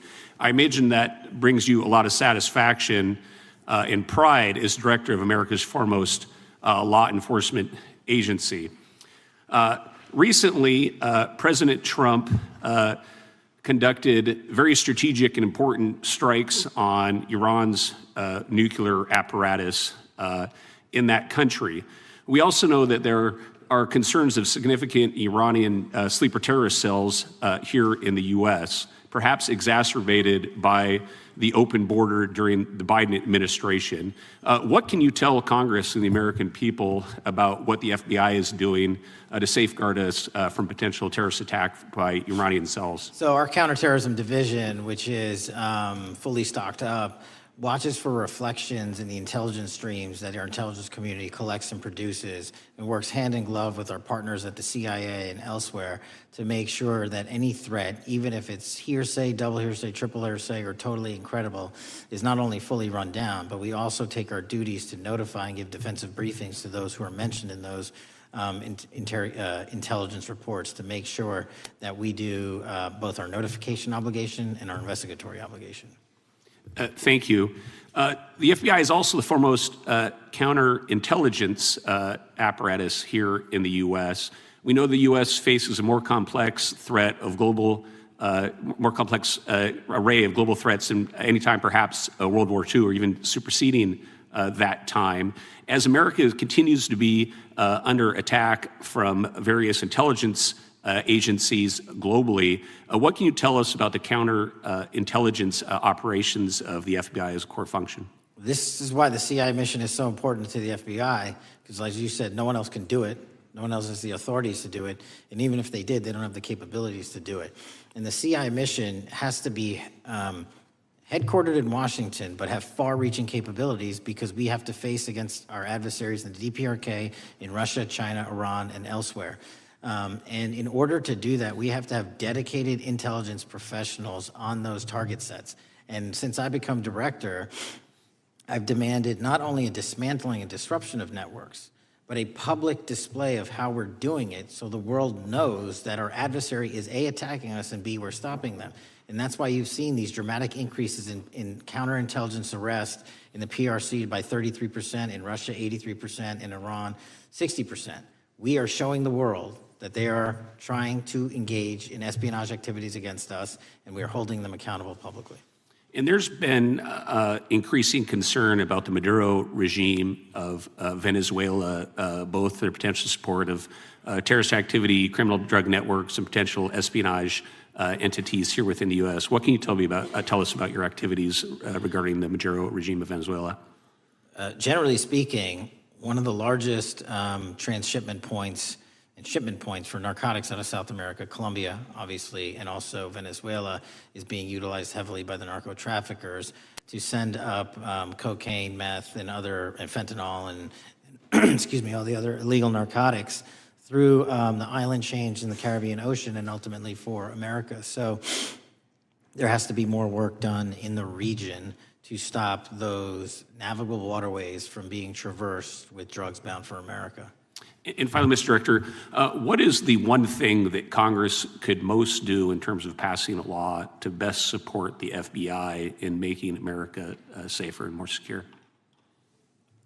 Get us more authorities to get online, to get onto gaming, to get onto social media companies, gaming platforms, have legal access, and also have private partnerships with the FBI of those companies and allow them to report into us on a daily basis. There is no human being or AI system on Earth that can go out there and cover down on the threat in those theaters. And so we need the assistance, and we need more authorities, and we need the private sector to double down. Well, thank you very much for all you're doing, all the men and women of the FBI are doing to keep us safe, and I yield back. Gentleman yields back. Got a UC request from the gentleman from Arizona. Thank you, Mr. Chairman. I have an article titled, FBI Flooded with Record Number of New Agent Applications Kash Patel's First Month. The FBI saw 5,577 new agent applications in March and more than 10,000 since January. Without objection. The gentleman from Kansas is recognized. Thank you, Mr. Chairman, and Director, thank you for being here. I have listened carefully to all the discussion in this hearing. I've reached two top-line conclusions. First, I am glad I don't have your job. And second, I am glad you do. Thank you for being willing to step up and serve in this role. I'd like to plow a little bit of ground that we've not spent a lot of time on so far and explore. You mentioned, and I'm well aware of your strong commitment to partnering with state and local law enforcement authorities. Obviously, one of the missions is in the counter-drug space. Another is in the forensic laboratory space, where both you and a lot of local and state agencies cooperate in terms of evidence analysis. From the state side, programs such as the HIDA programs, very, very important in counter-drug, such as the Coverdell grants, very, very important in maintaining state laboratory capacities. Would I be correct in concluding that if we are able to maintain robust funding for those types of programs, including both Coverdell and HIDA, that would contribute to the safety of the United States and to your mission? Absolutely. Director, you have talked a little bit about some of the counter-drug work that you've been doing. One thing we haven't talked about yet, the President, in one of his first actions upon taking office back in January, designated a number of the cartels as foreign terrorist organizations. That's not just a paper transaction. I believe the list has been expanded since those first actions. In terms of America's military engagement with the cartels abroad, in terms of our intelligence engagement with them abroad, that designation has had real meaning and has affected some of the thinking and approaches of our military and our intelligence community. Can you talk a bit about how that designation might be affecting or should be affecting the FBI's approach to dealing with the domestic activities of the cartels? The simple way to analogize it is after 9/11 and the manhunt for the foreign terrorist organizations overseas in places like Afghanistan and Iraq, the FBI received certain authorities to go out there and dedicate a mission to go after them both lawfully and investigatorially and collect evidence and provide it to our agency partners. Once the foreign terrorist organization designation was labeled over to the Mexican drug cartels, we can now do that here.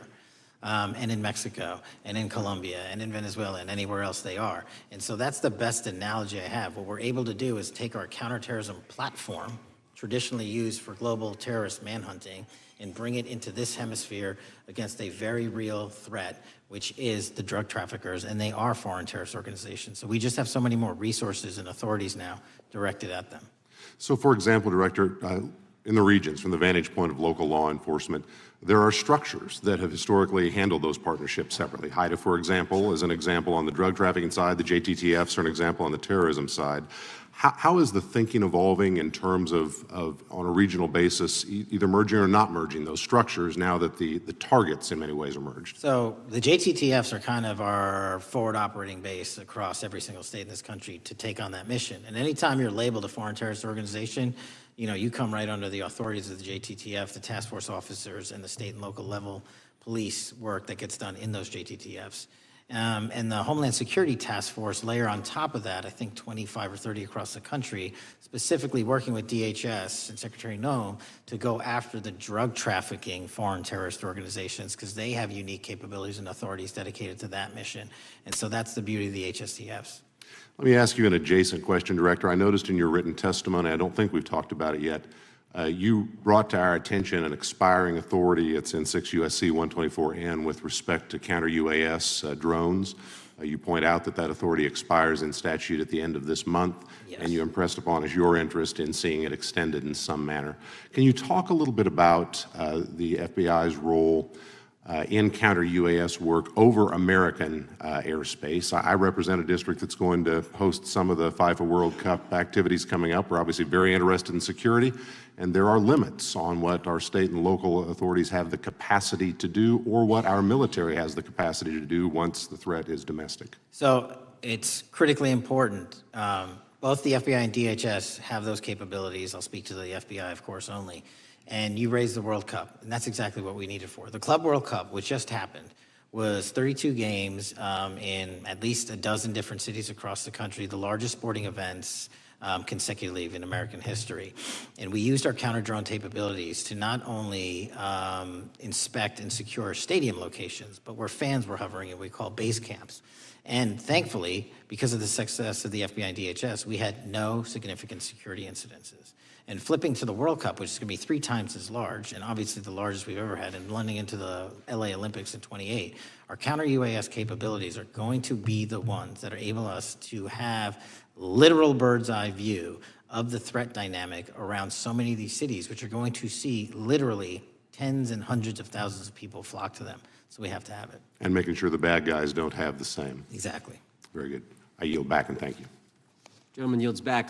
Director, you've been amazing. You've been here 4 hours and 41 minutes without a break. We appreciate that. I think we have one more member, a few UC requests, and then you can we'll let you go. But we appreciate that. The gentleman from Texas is recognized. Thank you again for taking the time, Director Patel, and for Chairman Jordan for holding this hearing. Thank you for depoliticizing the FBI and getting it back to its original mission as well. Director Patel, do you agree that we have a problem in the United States with politically motivated violence? Absolutely. And I very much agree. I think we can all agree that political violence is wrong, it's evil, regardless of which side it comes from, and that we can all adamantly and vehemently reject it, or we certainly should. But one of the things that we've noticed recently is that affinity and tolerance for political violence is not equally distributed on both sides of the aisle. In fact, right now, social media is filled with leftists who are cheering on the murder of an iconic conservative political figure, Charlie Kirk. And it's not just random people on Twitter doing this now. There's a YouGov poll released just a few days ago, which stated that 25% of those who identify as very liberal believe that political violence can sometimes be justified. That's far too many, is it not? It is. One is far too many. One is far too many. That's right. Only 3% of very conservatives said the same thing, and we can agree that 3% is far too many. But there's an astounding difference between 25% on the left accepting and tolerating political violence and 3% on the right.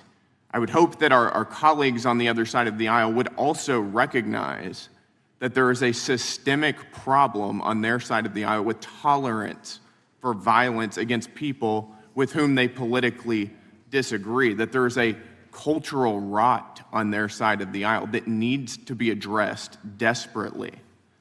Would you agree with that? Yes. One of the more astounding aspects of this is that it's not just people. This comes from the very top, from their political leaders.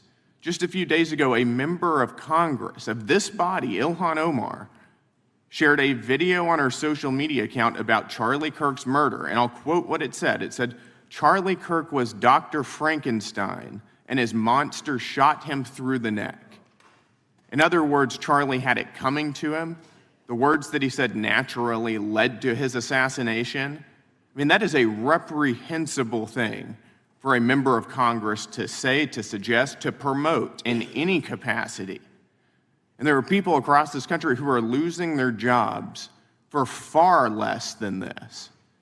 And that, by the way, is a just response to acceptance and tolerance of political violence. It's amazing to me that the political left today, who were the originators and the cheerleaders of cancel culture, now have the backbone to attack conservatives for defending their assassinated friend. But there's a key difference here. Democrats want to silence conservatives for speaking obvious, self-evident, ontological truths like that men aren't women and men can't get pregnant. That seems pretty basic. That seems like a basic truth that we should all be able to agree on. Republicans, by contrast, are recognizing that a constitutional republic depends on the free and open exchange of ideas that we can debate without violence, and that assassinating a political rival is evil, it's wrong, and it should not be glorified or promoted or justified in any way, including in the way that Congresswoman Ilhan Omar did. So, Mr. Patel, thank you again for being here. I'd like to, with the remainder of my time, just get your opinion. Does the FBI recognize the rising threat of political violence in America, and what can you guys do to address it? Yes, we do, and what we can do to address it, Congressman, is we need to get online partnerships with these companies in the public space, on these gaming sites, and on these social media sites. As I was saying earlier, there is no way to triage the amount of information generated on these sites by the FBI alone. And we need the public-private partnership. And there's another law that's expiring, I think, at the end of this month, which I believe we need renewed, that allows private sector companies to report into the FBI without liability for criminal investigatory purposes. And that's the kind of stuff we need to keep going. Got it. Thank you, Director Patel. We really appreciate it. Thank you. Gentleman yields back. Mr. Chairman. Gentleman from Arizona. I have some UCs. Gentleman to state his request. Thank you. The first one is a piece entitled Review of Domestic Terrorism After Kirk's Murder Shows Biden Politicized Issue, the Intel, and Fudged the Data. Without objection. Thank you. Make a motion to table. Oh, no, wait. We got to recognize the ranking member for his motion. It's just a UC request. The gentleman's recognized for a UC request. Thank you, Mr. Chairman. This is the ADL report issued February 21, 2025, titled Murder and Extremism in the United States in 2024, concluding that for the third year in a row, every single extremist-related murder in the United States in 2024 was committed by right-wing extremists, 8 of the 13 involving white supremacists and 5 having connections to far-right anti-government extremists. Without objection. Gentlelady from Pennsylvania is recognized for unanimous consent. Yes, thank you. I have a couple articles here. First is a New York Post article, July 17th, 2025. Democratic Senator Ron Wyden claims big Epstein file full of actionable information locked in Treasury Department drawer. Without objection. This is The Guardian, May 18th, 2023. Deutsche Bank agrees to pay $75 million to settle Jeffrey Epstein lawsuit. Without objection. This is Fox Business, September 10th, 2025. JP Morgan processed over $1 billion for Jeffrey Epstein despite internal concerns over sex offender status. Without objection. And New York Times, Bank of America flagged suspicious payments to Epstein only after he died. Without objection. Okay, and I also have a motion, Mr. Chair. The lady was recognized. We're going to come back to the motion I thought was made by Mr. But I want to dismiss our witness. Could we do the motions before he goes? What, I just wanted to press the motion I originally had. Yeah, we're going to bring that up. Is that what this is? Four banks. Are you doing that? No, this is another motion. Okay, well, I'm going to recognize first the gentleman because we held that motion in advance. I've got I still have the UC, Mr. Chairman. Thank you, Mr. Chairman. So look, there are 4 banks, JP Morgan, Bank of New York, Bank of America, and Deutsche Bank. Yeah, but the gentleman can state his motion. Yeah, but the motion is to subpoena the CEOs of these 4 banks to bring in all records relating to their relationship to Jeffrey Epstein and to produce all records reflecting it. These 4 banks have flagged to the government $1.5 billion in suspicious transactions relating to the sex trafficking I move the crimes. table. Mr. Diamond just released a statement saying he would be happy to comply. Chairman, you don't need The motion to table, the motion offered by the gentleman from Maryland. The motion to table is not debatable. The question occurs on the motion to table. Those in favor say aye. Aye. Those opposed, no. No. Opinion of the chair, the ayes have it. The motion is tabled. I'd like a recorded vote if we could, Mr. Chairman. Recorded vote being requested. The clerk will call. Well, we got to get the clerk here. The clerk's right here. Wonderful. Clerk will call the roll. Yes. Mr. Jordan votes yes. Mr. Issa? Mr. Biggs? Mr. Biggs votes aye. Mr. McClintock? Mr. McClintock votes aye. Mr. Tiffany? Mr. Massey? Mr. Roy? Mr. Roy votes aye. Mr. Fitzgerald? Mr. Klein? Mr. Klein votes aye. Mr. Gooden? Mr. Van Drew? Mr. Nels? Mr. Nels votes yes. Mr. Moore? Mr. Moore votes yes. Mr. Kiley? Ms. Hageman? Ms. Lee? Mr. Hunt? Mr. Fry? Mr. Grothman? Mr. Grothman votes aye. Mr. Knott? Mr. Knott votes aye. Mr. Harris? Mr. Harris votes aye. Mr. Onder? Mr. Onder votes aye. Mr. Schmidt? Mr. Schmidt votes aye. Mr. Gill? Mr. Gill votes aye. Mr. Baumgardner? Mr. Raskin? No. Mr. Raskin votes no. Mr. Nadler? No. Mr. Nadler votes no. Ms. Lofgren? Ms. Lofgren votes no. Mr. Cohen? Mr. Johnson? Mr. Johnson votes no. Mr. Swallow? Mr. Swallow votes no. Mr. Liu? Ms. Jayapal? Mr. Correa? Ms. Scanlon? Ms. Scanlon votes no. Mr. Neguse? Mr. Neguse votes no. Ms. McBath? Ms. McBath votes no. Ms. Ross? Ms. Ross votes no. Ms. Ballant? Ms. Ballant votes no. Mr. Garcia? Mr. Garcia votes no. Ms. Kamlager-Dove? Mr. Moskowitz?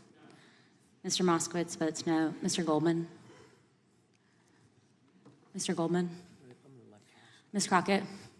No. Ms. Crockett votes no. Gentleman from Texas, Mr. Gooden.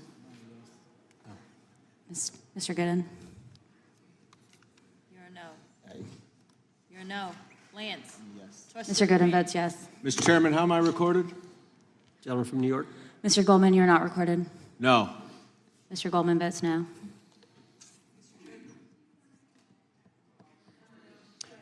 Gentlelady from Washington. Ms. Jayapal votes no. Gentleman from California. Gentlelady from California.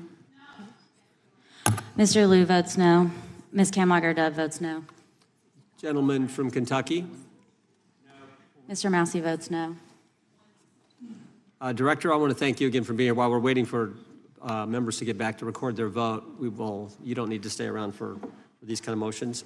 We appreciate the service you're providing the country, appreciate your testimony today, and appreciate the fact that you did it 5 hours straight. That's amazing. So God bless you and keep up the good work. The witness is dismissed.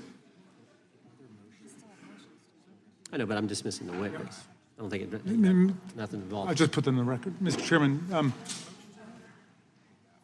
we're still waiting for members to come back to record their vote on the motion offered by the gentleman from... No, I just, as a point of order, I just wanted to establish that the dismissal of the witness doesn't affect the viability of any of the motions. No, the committee's still going. How many members do we need?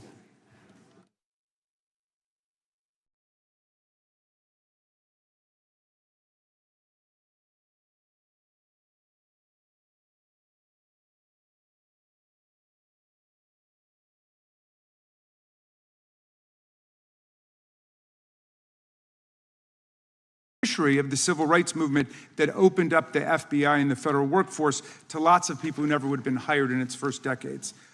Alas, you share J. Edgar Hoover's dangerous obsession with blind loyalty over professionalism and effective public policy. For Hoover, it was blind loyalty to him in keeping his secrets. For you, it's blind loyalty to Donald Trump in keeping his secrets. During your confirmation, it was widely noted on all sides that your primary qualification was your unwavering loyalty to Trump. Unlike other directors, you had no work experience at the FBI, but you had made over 1,000 media and political appearances in support of Trump's campaign. Your Senate confirmation vote was 51-49, the closest in history, with your opponents warning you were not qualified and had no interest in actually developing the qualifications for the job. I hoped that they were wrong. Alas, they were not. While most other new FBI directors drew on their experience as FBI agents, you didn't have that. But you did write a picture book trilogy for children ages 5 and up based on your experience clashing with President Trump's political enemies. In your book, you describe your literary alter ego, Kash the Knight, as a wacky, easily bored wizard carrying out King Donald's vengeance by driving his enemies out of the kingdom. In the books, King Donald is besieged by the evil Hillary Queentown, but saved in the end by Kash. Then Kash goes on to catch mules who are stealing the 2020 election for the great King Donald from Sleepy Joe. And then in the third book, Kash takes down the dragon of the jalapenos, nicknamed the DOJ. Your supporters had hoped that you would graduate from imagining yourself a romantic fairy tale knight to actually running America's premier federal law enforcement agency. Alas, just as we've learned how dangerous it is to put a science-denying anti-vaxxer in charge of our public health, we've learned how dangerous it is to name as director of the FBI a man who thinks of himself as a fairy tale knight who keeps a fire-breathing dragon named DOJ at home to forcibly drive villains out of the kingdom. When Charlie Kirk was assassinated, while his killer was still on the loose, you decided you didn't need to be at FBI headquarters in Washington to work with your team while the chaotic manhunt unfolded. You spent your evening dining in a swanky Midtown Manhattan restaurant and tweeting out false information that the subject of the shooting was in custody, a statement you had to retract 1 hour later. Your performance was so disturbing that even the MAGA base was alarmed. Culture warrior Christopher Rufo, who just a few months ago sat in your chair as a Republican witness, observed that you performed terribly, and he called for your ouster. The FBI might be able to survive your delusions of grandeur and the explosively volatile temper that was on display yesterday in the Senate. But the intractable problem is that you are running the FBI not as a law enforcement agency charged with keeping the American people safe, but as a political enforcement agency working directly for the president's vengeance campaign. 7 months in, it's impossible to overstate the destruction, chaos, and demoralization you've brought to the FBI and its workforce and the resulting danger your actions have caused to our country.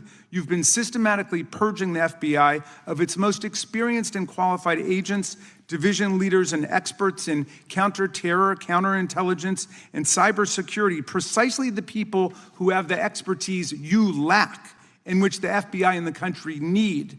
They've been expelled from the ranks of the Bureau simply because they did their duty investigating crimes, including those committed by the mob that attacked the Capitol on January 6, 2021, and beat the hell out of more than 140 police officers, or simply because you suspected them of being insufficiently loyal to Donald Trump. You illegally sacked Brian Driscoll, the former acting director of the Bureau and a decorated counterterrorism expert who worked at the FBI for nearly 20 years. According to Driscoll, you told him your own job, quote, depended on the removal of agents who worked on the cases against the president, regardless of whether the agents chose to work on those cases or not. You added, quote, the FBI tried to put the president in jail and he hasn't forgotten it.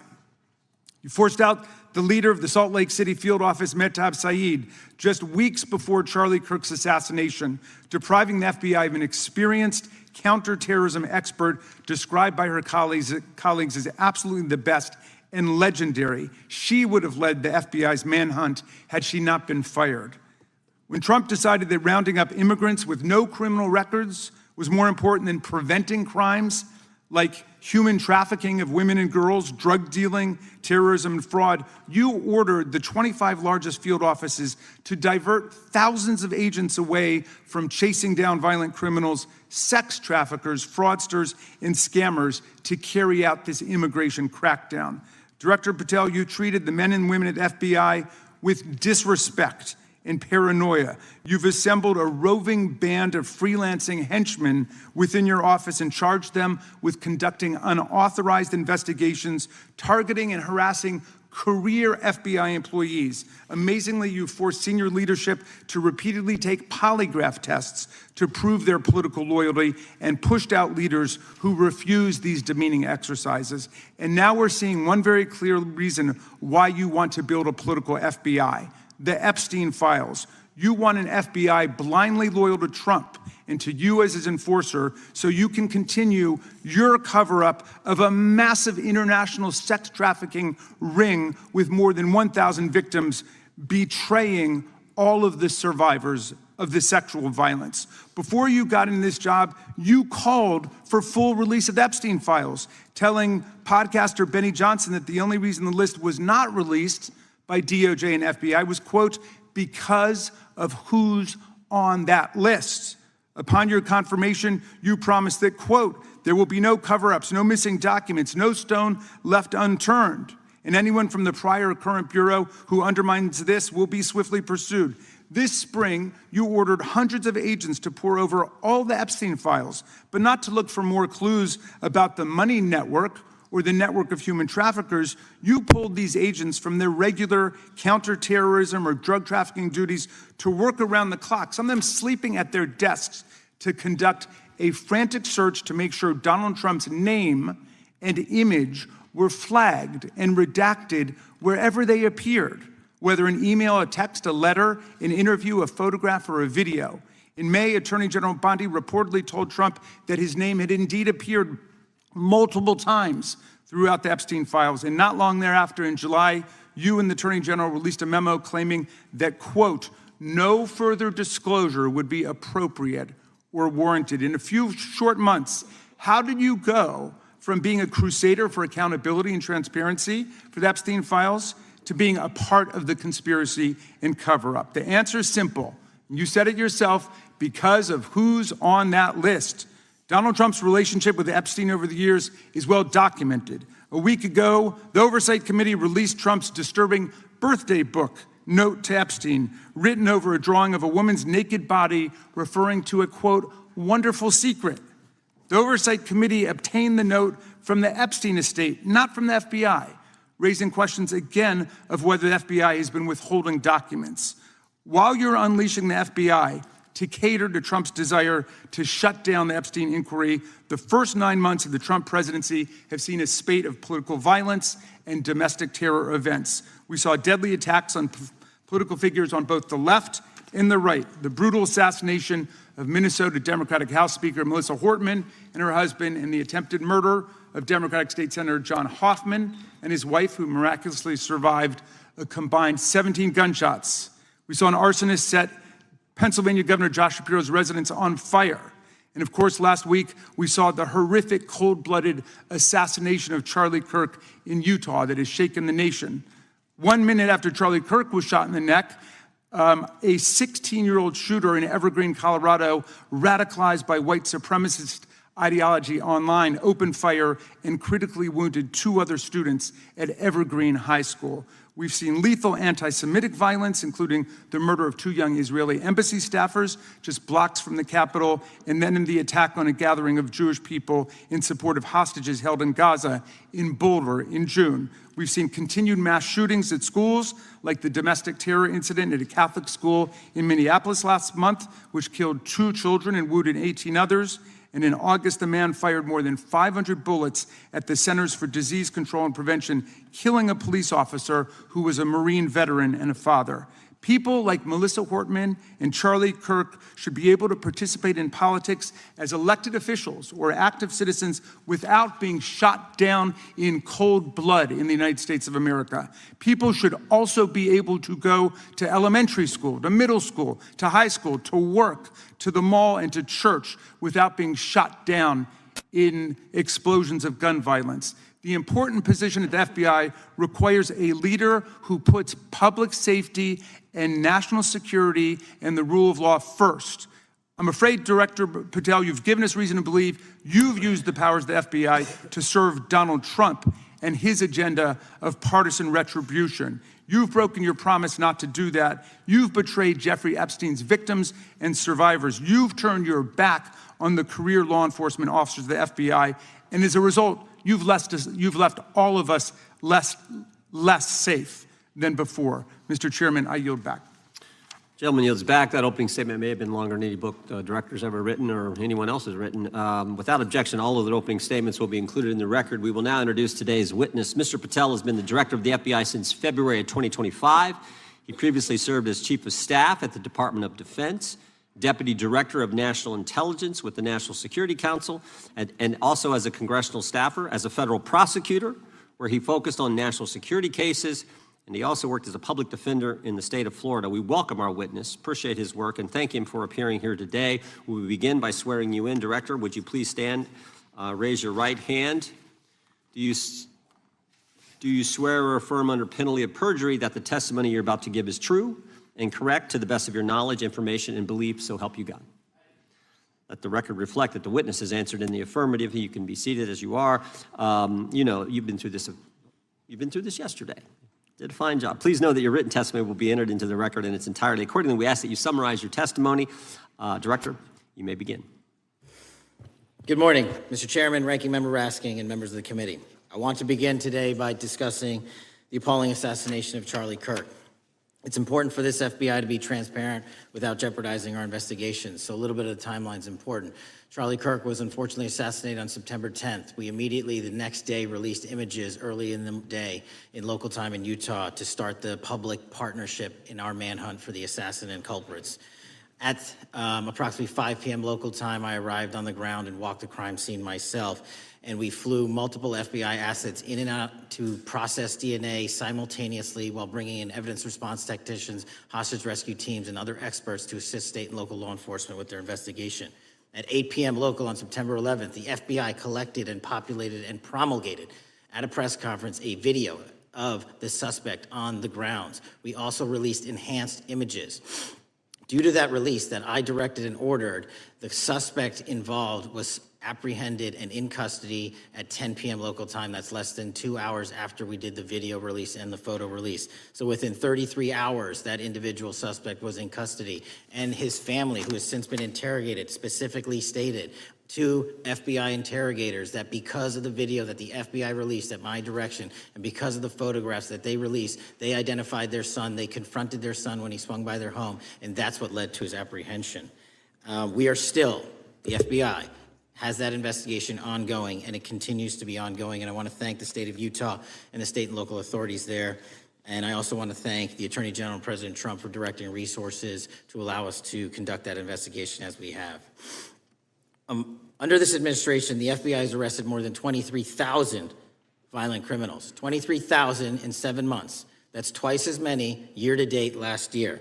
We've taken over 6,000 firearms off the streets. 6,000 guns are no longer in the hands of criminals in 7 months. We've identified and found and located 4,700 child victims. That is a 35% increase year-to-date last year. We have arrested 1,500 child predators. That is a 10% increase year-to-date last year in just 7 months. We've assisted our partners with countless counterterrorism operations around the world. We've captured, at the FBI, 4 of the most top 10 wanted fugitives in the world in 7 months. To put that in perspective, that's as many as my predecessor nabbed in the entirety of the Biden administration. We got 4, we got more coming. On top of that, in 2 weeks, thanks to the help of the CIA, we collected and captured one of the individuals responsible for the horrific Abbey Gate bombing that led to the murder of 13 service members. We did that in 2 weeks. They didn't do it in the 4 years of the entire prior administration. Nationwide, we've been executing our Operation Summer Heat, the FBI's national focus on targeting violent crime based on intelligence-driven operations. Ask the citizens of Seattle, Miami, Memphis, Charlotte, Chicago, New Orleans, to specifically highlight New Orleans and Nashville. There has been a 250% increase in violent crime arrests in those cities alone and other mid-major cities that I've just listed. In just a few short months, we have already unleashed 1,000 FBI personnel across this country. Every single state across this country is getting a plus-up. This is a fiction that the FBI is short or that we are compromising the men and women in the field. They do not need to be in Washington, D.C., so we're sending them into the field to each and every one of your states. Because of that, crime is at an all-time low. We had to do it because of the explosion of crime. And maybe the most important stat for Americans to realize, in just 7 months, we are on track to produce the lowest murder rate in modern U.S. history by double digits. Those are results not of mine. Those are results of the men and women of the FBI. If you want to criticize me, bring it on, but do not attack the brave leaders in the field. We are also working 24/7, 365 on the opioid epidemic that is killing more than hundreds of thousands of people a year. We have seized 1,600 kilograms of fentanyl off the streets so far in 7 months. Year-to-date, 25% increase. To put that in perspective, that's enough to kill a third of the American population, 120 million Americans. 100,000 kilograms of cocaine and meth gone off the streets. Earlier this year, I highlighted in Cincinnati, Ohio, how we're getting creative to chase down those that were willing to do harm to our citizens, not just by striking at the heart of the fentanyl producers, but the fentanyl precursor companies in China. And we indicted for the first time multiple companies and individuals, not just in America, but in mainland China, that are producing the ingredients that produce and make fentanyl that kill our children. And we're going to keep going. Counterterrorism work, cyber attacks, and foreign adversaries are something the FBI must never sleep on, and we are not sleeping. In the counterintelligence space alone, this year to date, 30% increase in counterintelligence arrests from the DPRK, Russia, Iran, and China. And I want the American people to know, in this setting, there's a lot of work that the brave men and women in the FBI are doing we just can't get into, but they don't stop. Our cyber threats, ransomware attacks, those harming our children online. We have nearly a 20% increase in indictments arrests in 7 months alone this year. We're going after those that harm our malware, infrastructure systems, telecom systems, and energy structure. Combating SALT and Vault typhoons are just a little bit of the examples we're doing. Maybe most importantly, under the counterterrorism and domestic terrorism umbrella, are nihilist, violent extremists, and those that label themselves 764, who wish to go online and convince children to maim and mutilate themselves and commit suicide.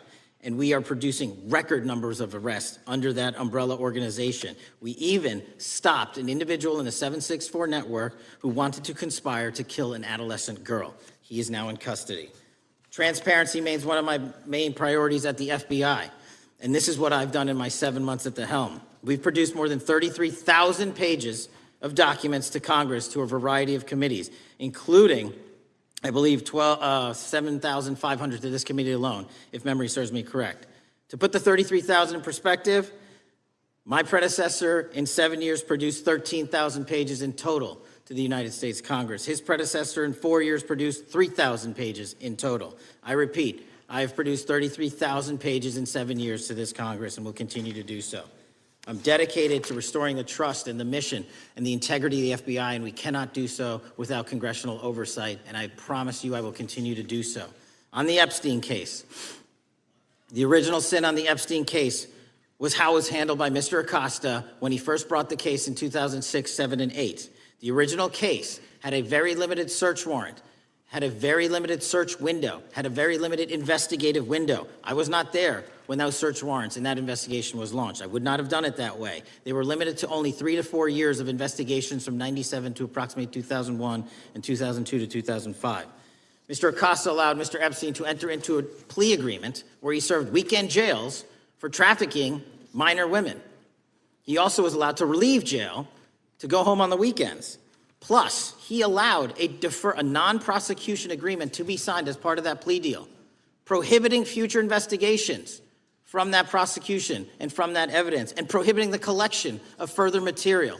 That is the original sin. We are working with Congress to produce more than any administration ever has material on Epstein. And I welcome the challenge to tell us that we are not being as transparent as the law allows. We even went to court and asked the judges to lift those prosecutorial agreements and to lift those court order seals, and they denied us 3 times. Congress is welcome to do the same and join the fight.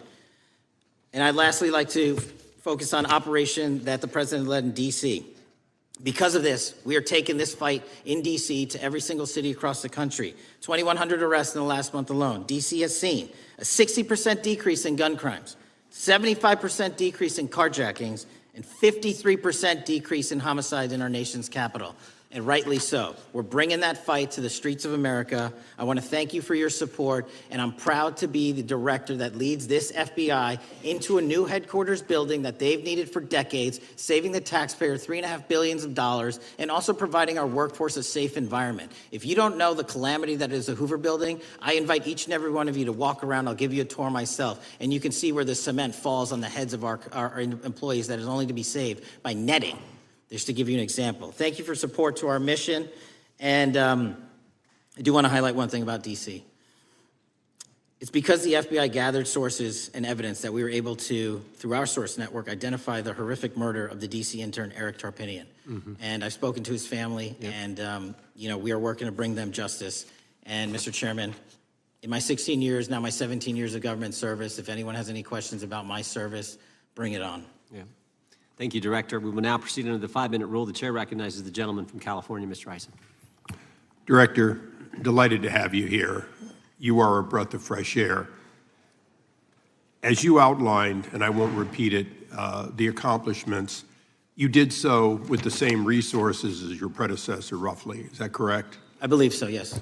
And so how much of that has to do with taking people out of the backside of the FBI and moving them into the field, into doing the job for which we primarily pay the FBI. It's exactly what we needed done. 1/3 of the FBI's workforce resided in the National Capital Region before I got there. 1/3 of the crimes do not happen in Washington, D.C. Not anymore. Not anymore. So 1,000 personnel of the FBI were deployed across this country on a permanent basis, and every single state in this union is getting a plus up, not a reduction, a plus up of 1811s of intel analysts and support staff. And that is why the crime rates are going down in record numbers. Thank you for doing that, and you know, it's perhaps the hardest thing for a bureaucrat to do is to lower the head count around them that support them, and I appreciate your willingness to do it different than your predecessor. A lot of what you covered earlier was the find, the discovery, and then the prosecution that is done by the DOJ. But I want to talk a little bit about the prevent side. On the Charlie assassination, sir? No, on all of these. Okay. Okay, for example, and I'll bring it up before the Democrats bring it up, January 6th. January 6th, we now know, because of your find, that in fact there were people involved who were not just observers but participants who in fact, it's been alleged, and I personally believe, in fact, were part of promoting, perhaps even the one woman who died, encouraging her to walk through a door that led to her death. When you see that kind of activity, and you know it was done under predecessors with full knowledge, whether it's January 6th, where embedded people crossed the line, or any other activity, including obviously the Russian hoax that we're now dealing with up in, front and center. My question to you is, what can you or others do to prevent it from occurring again? Not on your watch, but on future watches. How can we know that this won't happen again the moment you leave the FBI? It's simple. What I'm doing through our leadership cadre is having FBI agents do what they were trained to do, not what they were not trained to do, not put them in situations that both harm them and the public. We're also utilizing our SORT networks and prioritizing the threat structure to go after the narco traffickers, the counterterrorism people, the counterintelligence threats, and the cyber threats. That's what they were trained to do, and that's what we're letting them do. One major question I have, after decades of doing this, on our side of it, both the chairman, myself, and others, both at oversight and here, have seen that the FBI and the Department of Justice hide behind non-statutory practices. Now, you've changed the interpretation of many of those practices. That's why we're getting the discovery that was previously withheld. How do we work together to make sure that we never again have false walls, non-statutory walls that say the Department of Justice has a prohibition about giving, quote, you fill in the blank, that has led to the chairman not seeing anything until you took over? I'm wedded to aggressive constitutional oversight. Having been a House congressional staffer, I know that is an important part of securing our democracy. And the way we make it an everlasting, enduring process is by showing the American people the results of what we are doing and the important work of this committee and putting it out to them so they can see government waste, fraud, and abuse. And then they can demand from our constituents and our electors that they want this process to continue. Last major question here.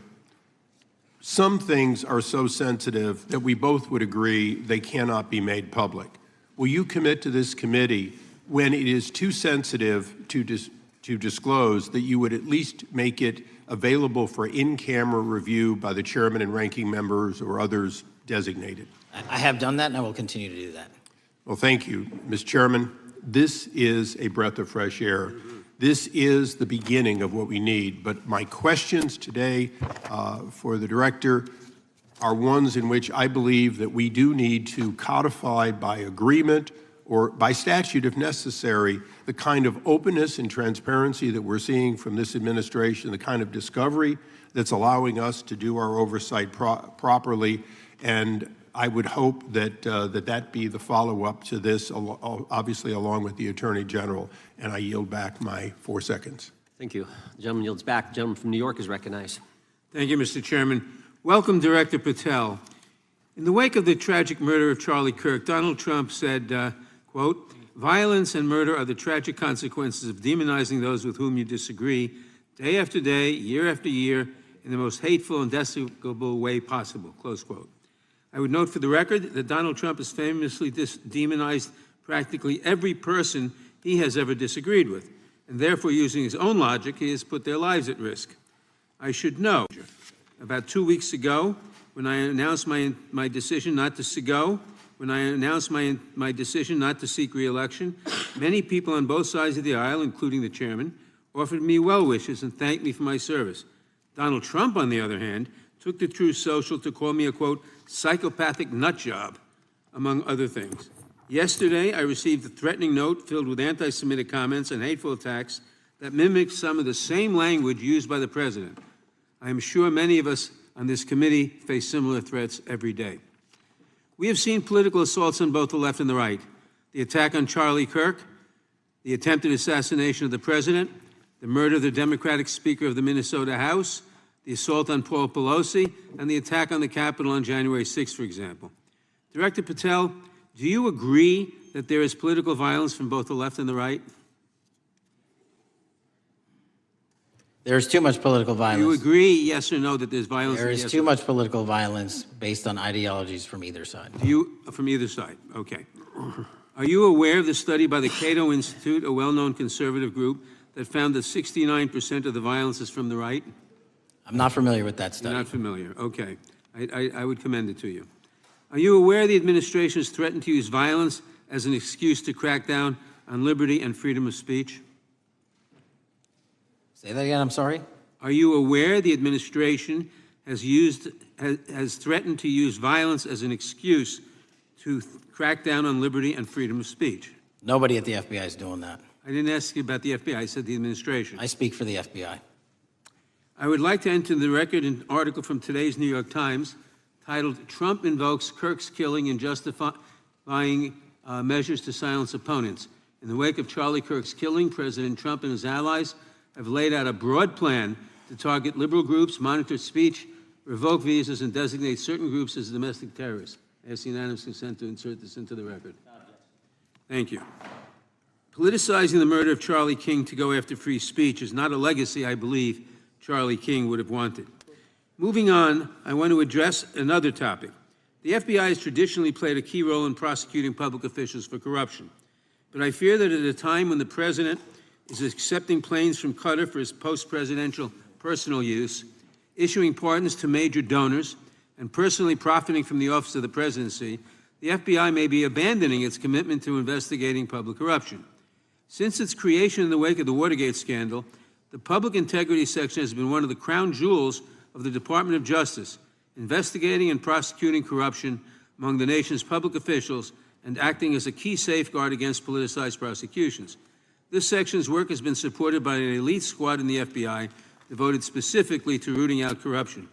But according to reports, the Public Integrity Section has now been decimated, and the FBI's Public Corruption Squad has been disbanded.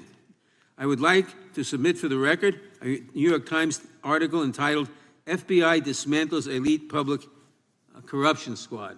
I ask unanimous consent. Thank you. These actions are an invitation to corrupt politicians to break the law, since they know that the government is asleep at the switch.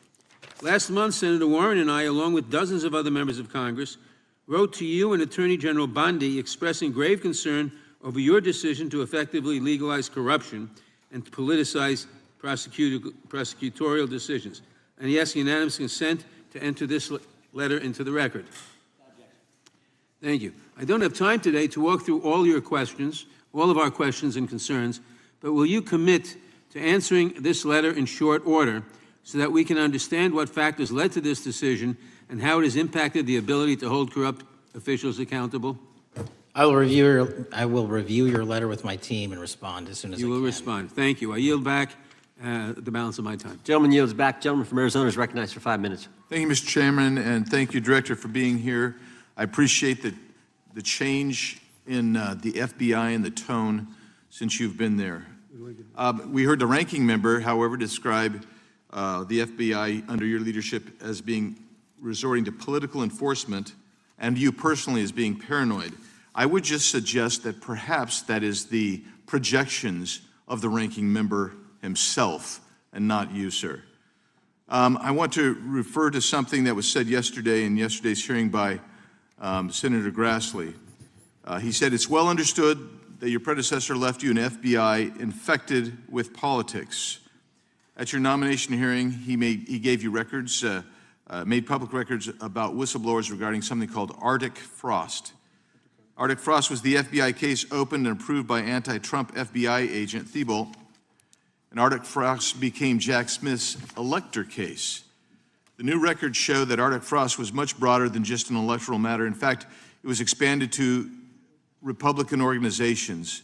Some examples of the groups that the Ray FBI sought to place under political investigation included the Republican National Committee, Republican Attorneys General Association, and Trump political groups. In total, 92 Republican targets, including Republican groups, Republican-linked individuals, were placed under the investigative scope of Arctic Frost. On that political list for investigation was one of Charlie Kirk's groups, Turning Point USA. In other words, Arctic Frost wasn't just a case to politically investigate Trump. It was the vehicle by which partisan FBI agents and DOJ prosecutors could achieve their partisan ends and improperly investigate the entire Republican political apparatus. I'd ask that, Mr. Chairman, that document be administered. Without objection. So, I know that this may be under current investigation, but I wish to ask specific questions about this for just a moment. What search tools were used in Arctic Frost to view private communications of targets?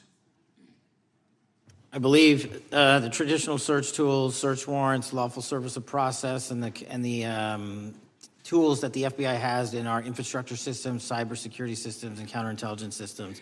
But generally speaking, if I may, I want to use this to highlight the fact that I'm continuing my promise to work with Congress to produce documents simultaneously and also conduct ongoing investigations. I'm giving you as much as I can, and I'll give you more when I can. Thank you. Another question regarding that is, were there any directives from the Biden White House concerning the Arctic Frost investigation? Were there any directives or communications from the Biden White House itself concerning the Arctic Frost investigation? I'll just rely on what was turned over to date, sir. Okay. So I want to add here, the search warrants that were used included the seizing of a U.S. member of Congress, his phone. I think we all know who that was and how that was taken away and used for political purposes, Mr. Chairman, Mr. Director. So we'll leave that for a second, and let's go over to the Charlie Kirk case for just a second. Let's emphasize this. How many hours did it take from the assassination to the arrest of the assassin, Mr. Director? 33. That seems pretty swift, and it was because of the actual release of videos and photographs that you directed to be released, sir. That's correct, and to put it in perspective, the Boston bomber took 5 days and Luigi Mangione took 5 days. Was the platform Discord forthright from the start with law enforcement about the shooter's communications on its platform? Discord, the platform ownership, has been working with our lawful process, and we are obtaining materials from them on a rolling basis. Thank you. And I want to get back here to Arctic Frost for just a second, Mr. Chairman.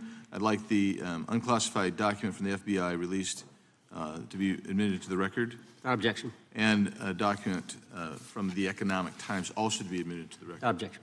So I'm going to give you the last 30 seconds. We could go on about the Epstein case. I've got a bunch about that, but I'm just going to let you, if you wish to respond to either of the two vitriolic questioning or statement from the Democrats.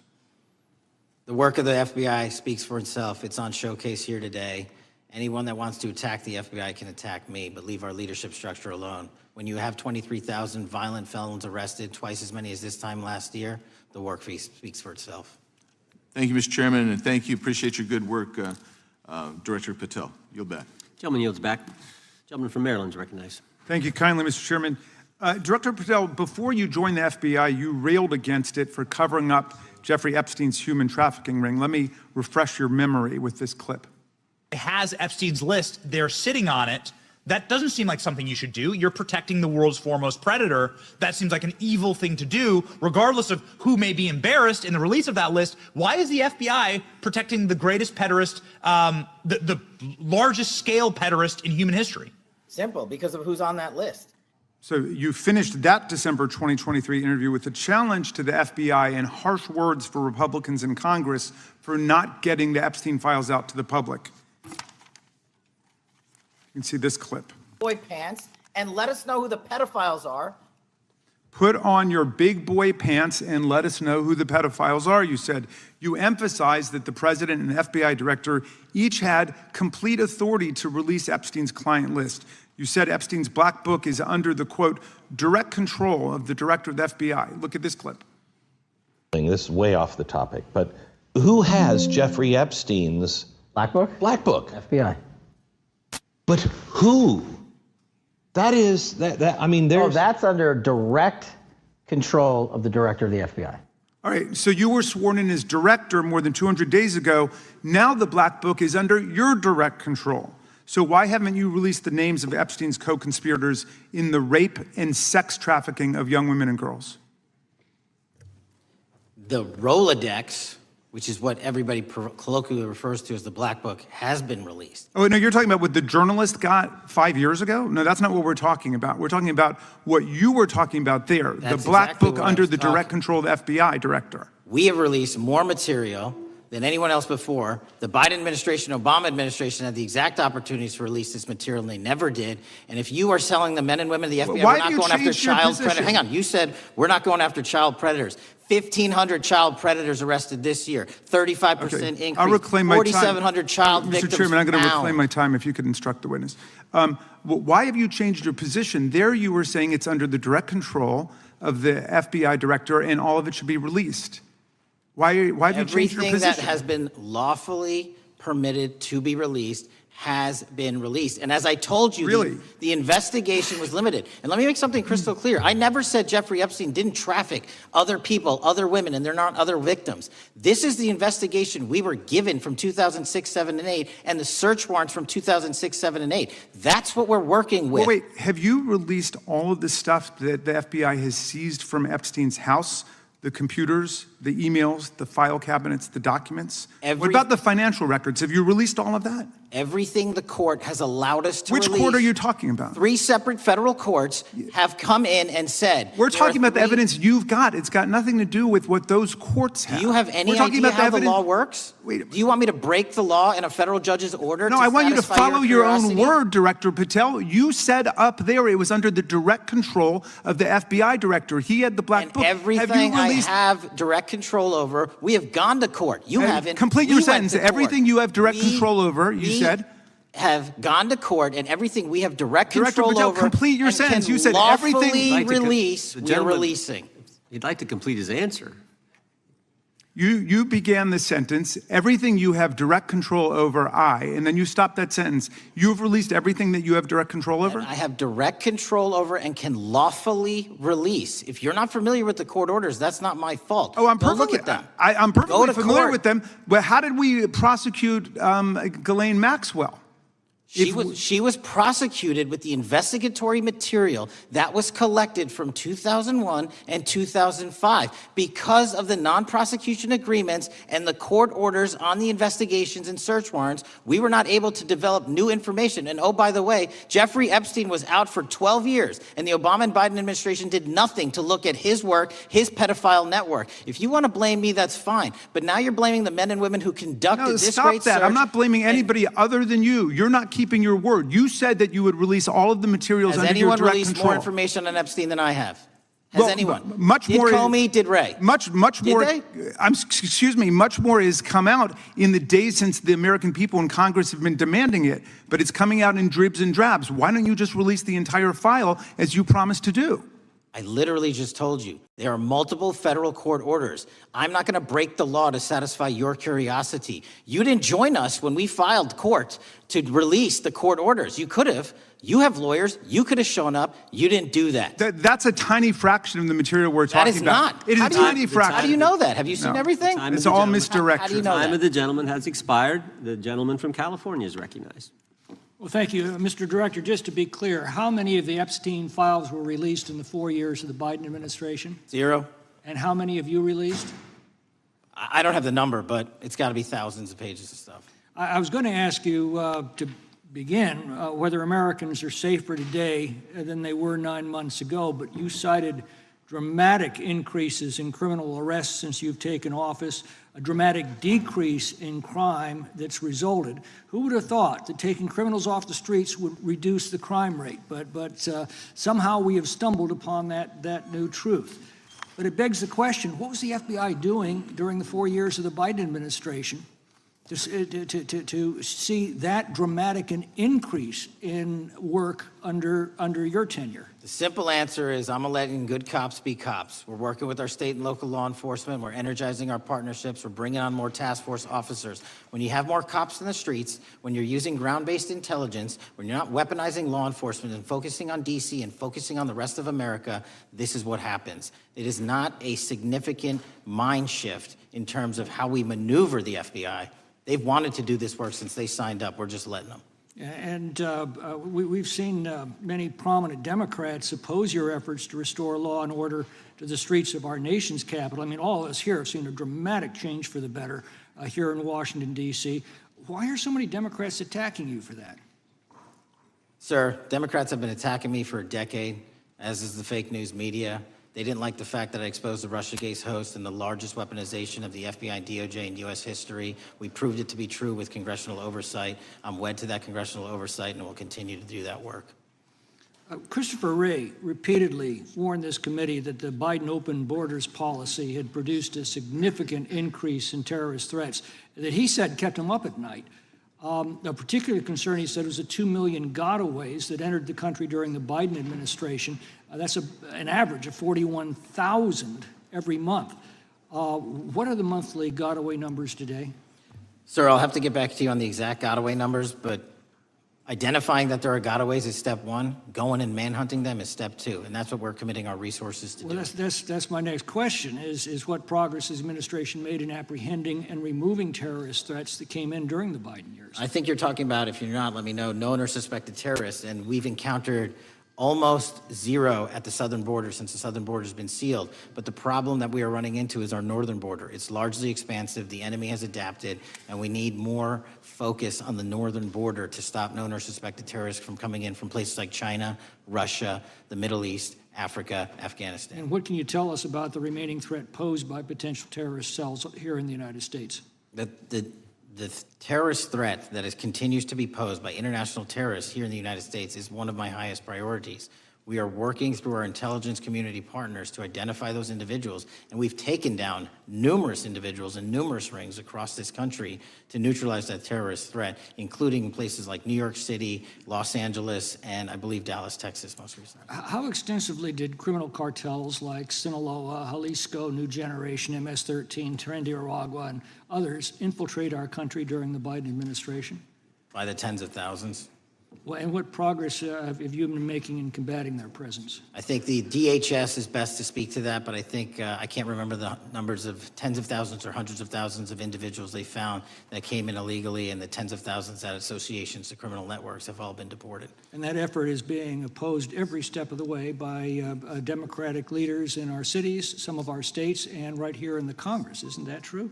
Well, we're just working where we can in every single city we can, and I welcome the opportunity to partner with Republicans or Democrats on fighting violent crime like we're doing. Mr. Biggs asked about Arctic frost. What else can you tell us about that and what we need to do to assure that it never happens again? Continue the congressional oversight work that you're doing on Arctic frost. Let me provide you with more documentation on Arctic frost and also call in witnesses from the paperwork that we have given you. You have that right, and the American public deserves to hear what those people have to say. As for my ongoing investigation, there's not much I can say. What role did the FBI play in suppressing the Hunter Biden laptop story during the 2024 election?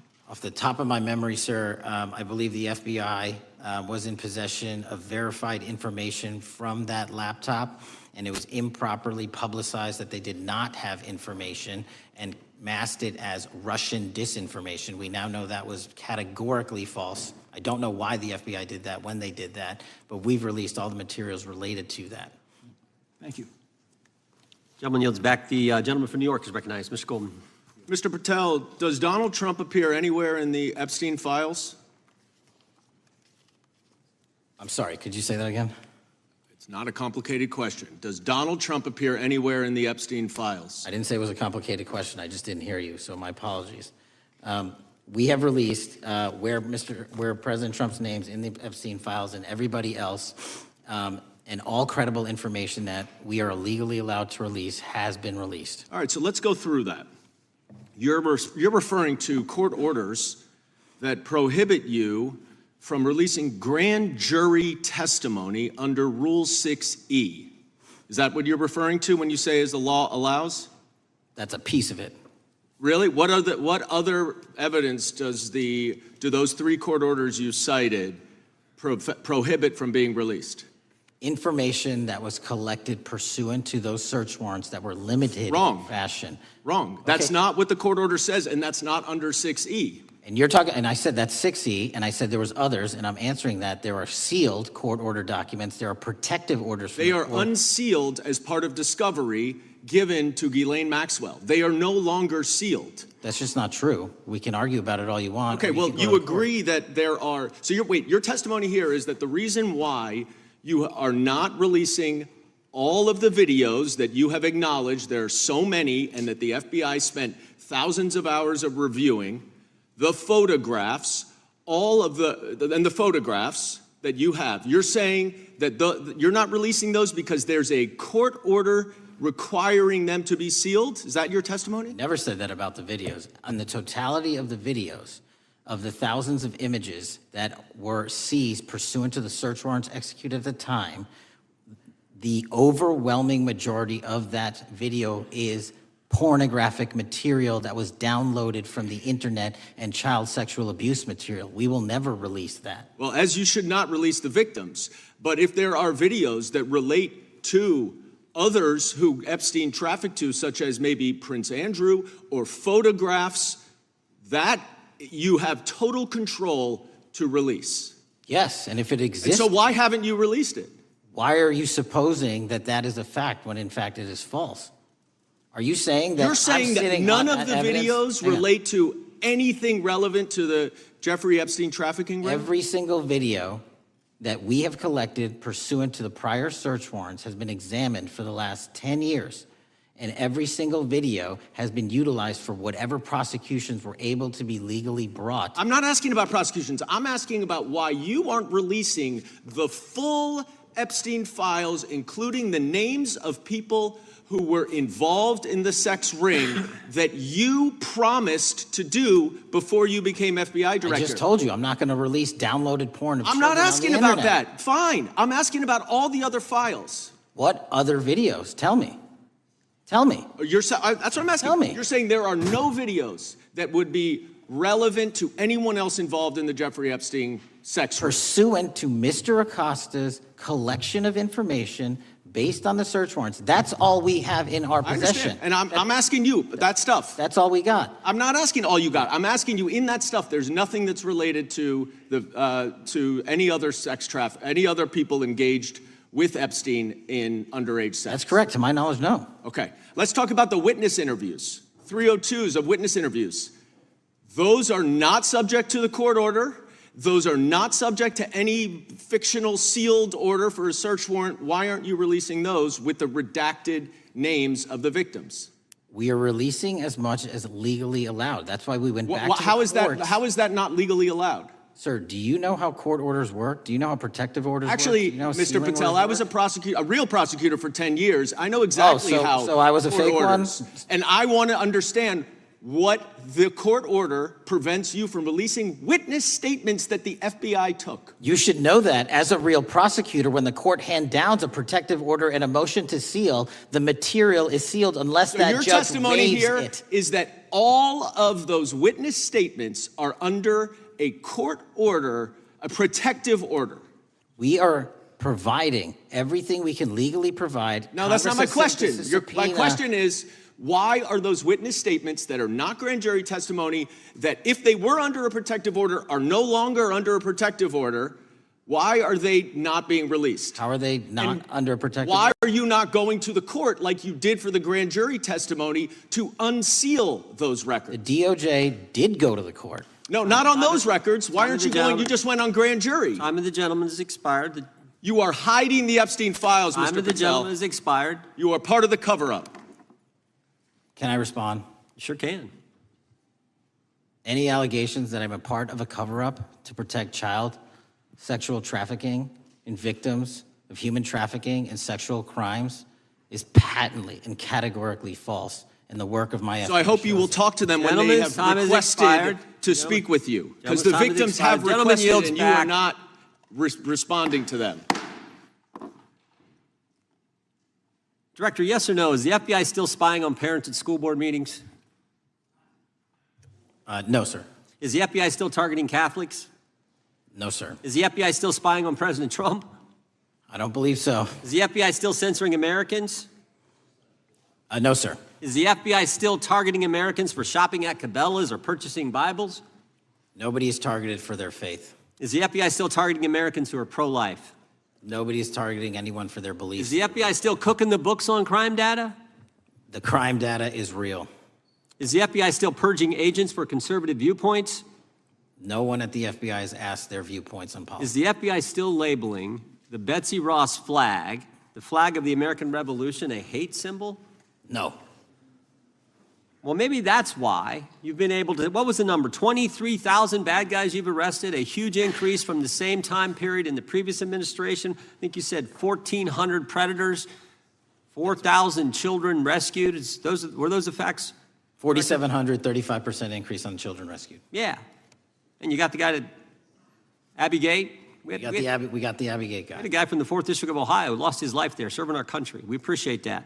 Maybe when you're not focused on politics, you can actually do what the FBI is supposed to do. Go get the bad guys, right? That's what the men and women of the FBI do. Director, did John Brennan lie to Congress? Let me just read a couple things, actually, before you answer that.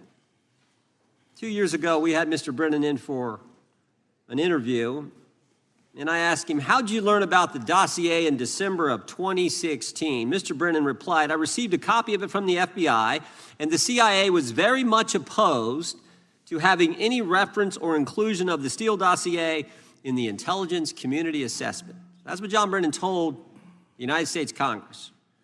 7 weeks ago, the Director of National Intelligence told us this: John Brennan lied and denied using the dossier in the intelligence community assessment because he knew it was discredited. CIA officer told the House Intelligence Committee Brennan refused to remove it, and when confronted with the dossier's main flaws, he responded, yes, but doesn't it ring true? John Brennan lied to us? Mr. Chairman, I won't stylize the evidence. What I will say is that the intelligence community assessment, those that created it and any individual involved with it, is an ongoing investigation. There's an investigation into what took place in December and January of December 2016, January 2017, when this whole thing started, this grand conspiracy. That is being investigated, is that right? That has been publicly announced by the department. That's been announced by the department. Did Chris Wray hide documents from this committee? You would know better than me, sir. Well, I think you told us like 700 pieces of information you've given this committee since you've been the director relative to just one incident, the Catholic memorandum from the Richmond field office. I can give you the comparison, sir. Yeah, the Catholic memo, I believe we turned over 750 documents. In Mr. Ray's tenure, I believe they turned over 19 pages. 19 pages. You've given us 700. Why would Chris Wray hide information from this committee? You'd Want have to to hazard a guess? I'm sorry? Hazard a guess why he would do that? I don't know, sir. I think maybe it was because FBI was spying on a priest, trying to get him to break the priest penitent confidence that exists. You think maybe that was the reason? You'd have to ask him, sir. Yeah, we'd love to do that. I want to read a few names here. Arctic Haze, Tropic Vortex, Riding Hood, Foggy Falls, Echoes Fate, Sirens Lure, Genetic Christmas. What are these code names about, Director? You know? Not off the top of my head. Well, Arctic Haze, Tropic Vortex. My understanding, these are code names for leak investigations of classified information from the year 2017. Does that ring a bell? In terms of leak investigations, many of those are classified and many of those are ongoing, Mr. Chairman. But we are working with you to produce documents as we close those investigations or as we declassify them. Let me ask you this question, because this is something I've wondered about, the way the FBI used to work. Wade, this whole so many of these things unfolded. Seems to me you had all these people in government leaking information that then gets reported in the press, and there's a story written about it, and then that article is then used to further the investigation and move forward with what they want to do. Did that take place back in 16 and 17? That's the exact scenario that took place in the FISA application for Carter Page and the rest of the Trump campaign. And that is frightening, because that's what the CIA is supposed to do in foreign countries. It's not supposed to happen to Americans, but it did, didn't it, Director? Yes. And not just any Americans, it happened with the President of the United States. Is that accurate?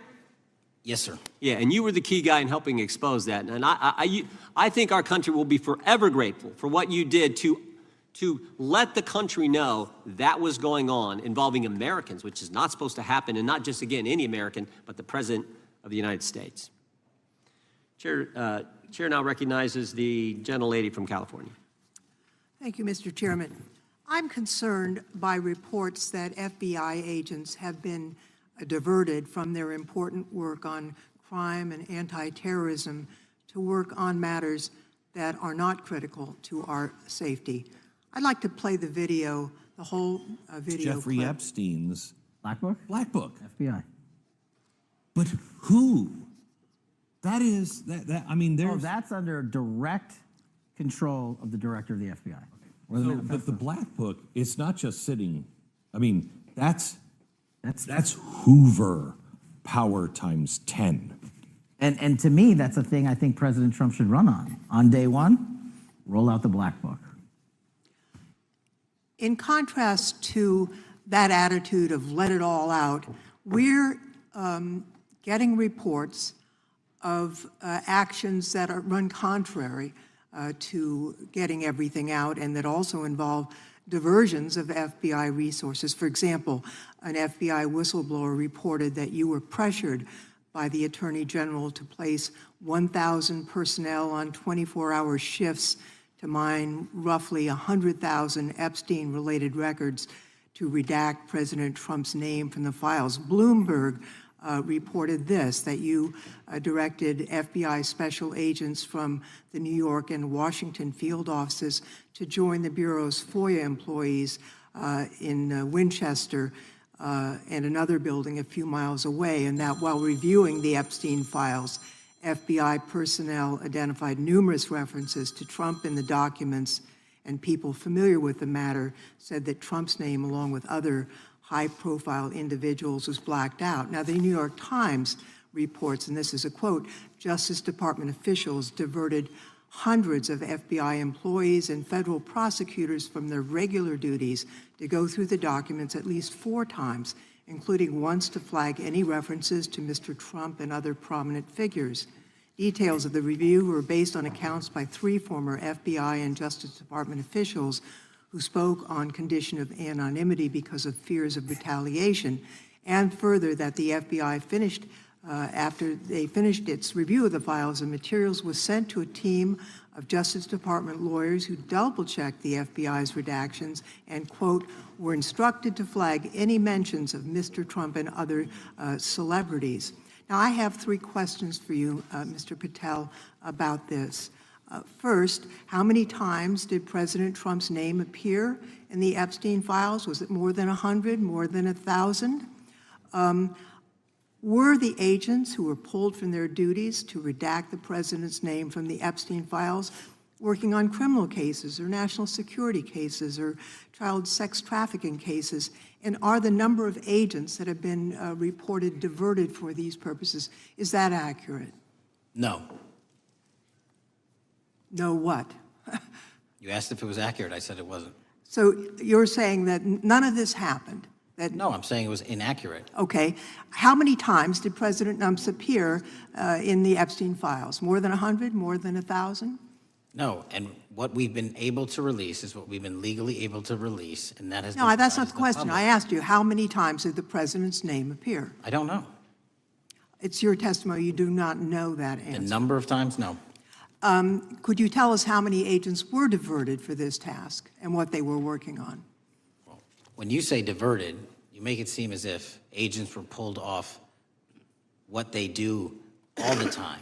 agents at the FBI masterfully do double duty and triple duty. And because of the public's interest in this case, we flexed resources to make sure that we could answer the public signal demand. So do you want us to look through the material and provide it to you, or you do not want us to do that? So it's Which one is it? it's your testimony that no one was diverted from a criminal matter, that this was a top priority to go through this material to look for Mr. Trump's name. Is that your testimony? That's the highest priority for the FBI? What's one of the most impressive things about the FBI leadership and the careers that are in place is that they make the decisions on who to send where on priorities and make sure the mission needs are not hurt. And that's what happened here. It's shocking to me that the FBI would think that erasing Mr. Trump's name from the Epstein files is a high priority when we have crime, we have national security threats, we have terrorism threats, we have murders such as that occurred, unfortunately, with Mr. Kirk. It's shocking to hear that that's your highest priority. And with that, Mr. Chairman, I That's yield literally back. not what I said. Gentleman yields back. Gentleman from Wisconsin is recognized. Director, is President Trump implicated in any wrongdoing related to Jeffrey Epstein? Based on the entirety of the evidence that we have, absolutely not. The president is not implicated. Correct. Thank you.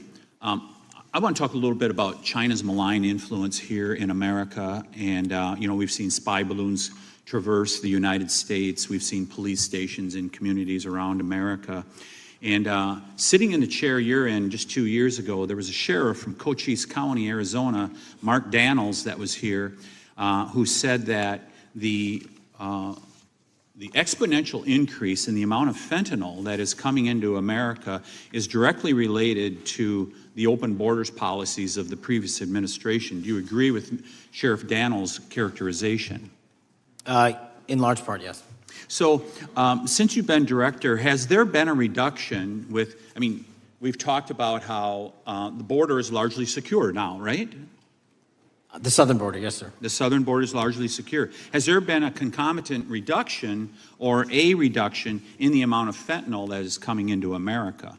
There has been a massive reduction to the tune of, we have seized more than 25% year-to-date this year than the prior year, and that's enough fentanyl to kill 120 million Americans. Does China play a role in this fentanyl that's coming to America?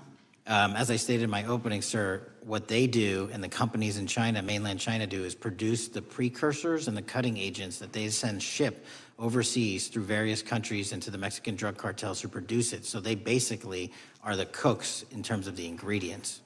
Tell us, what is the FBI doing to stop China from delivering death to America?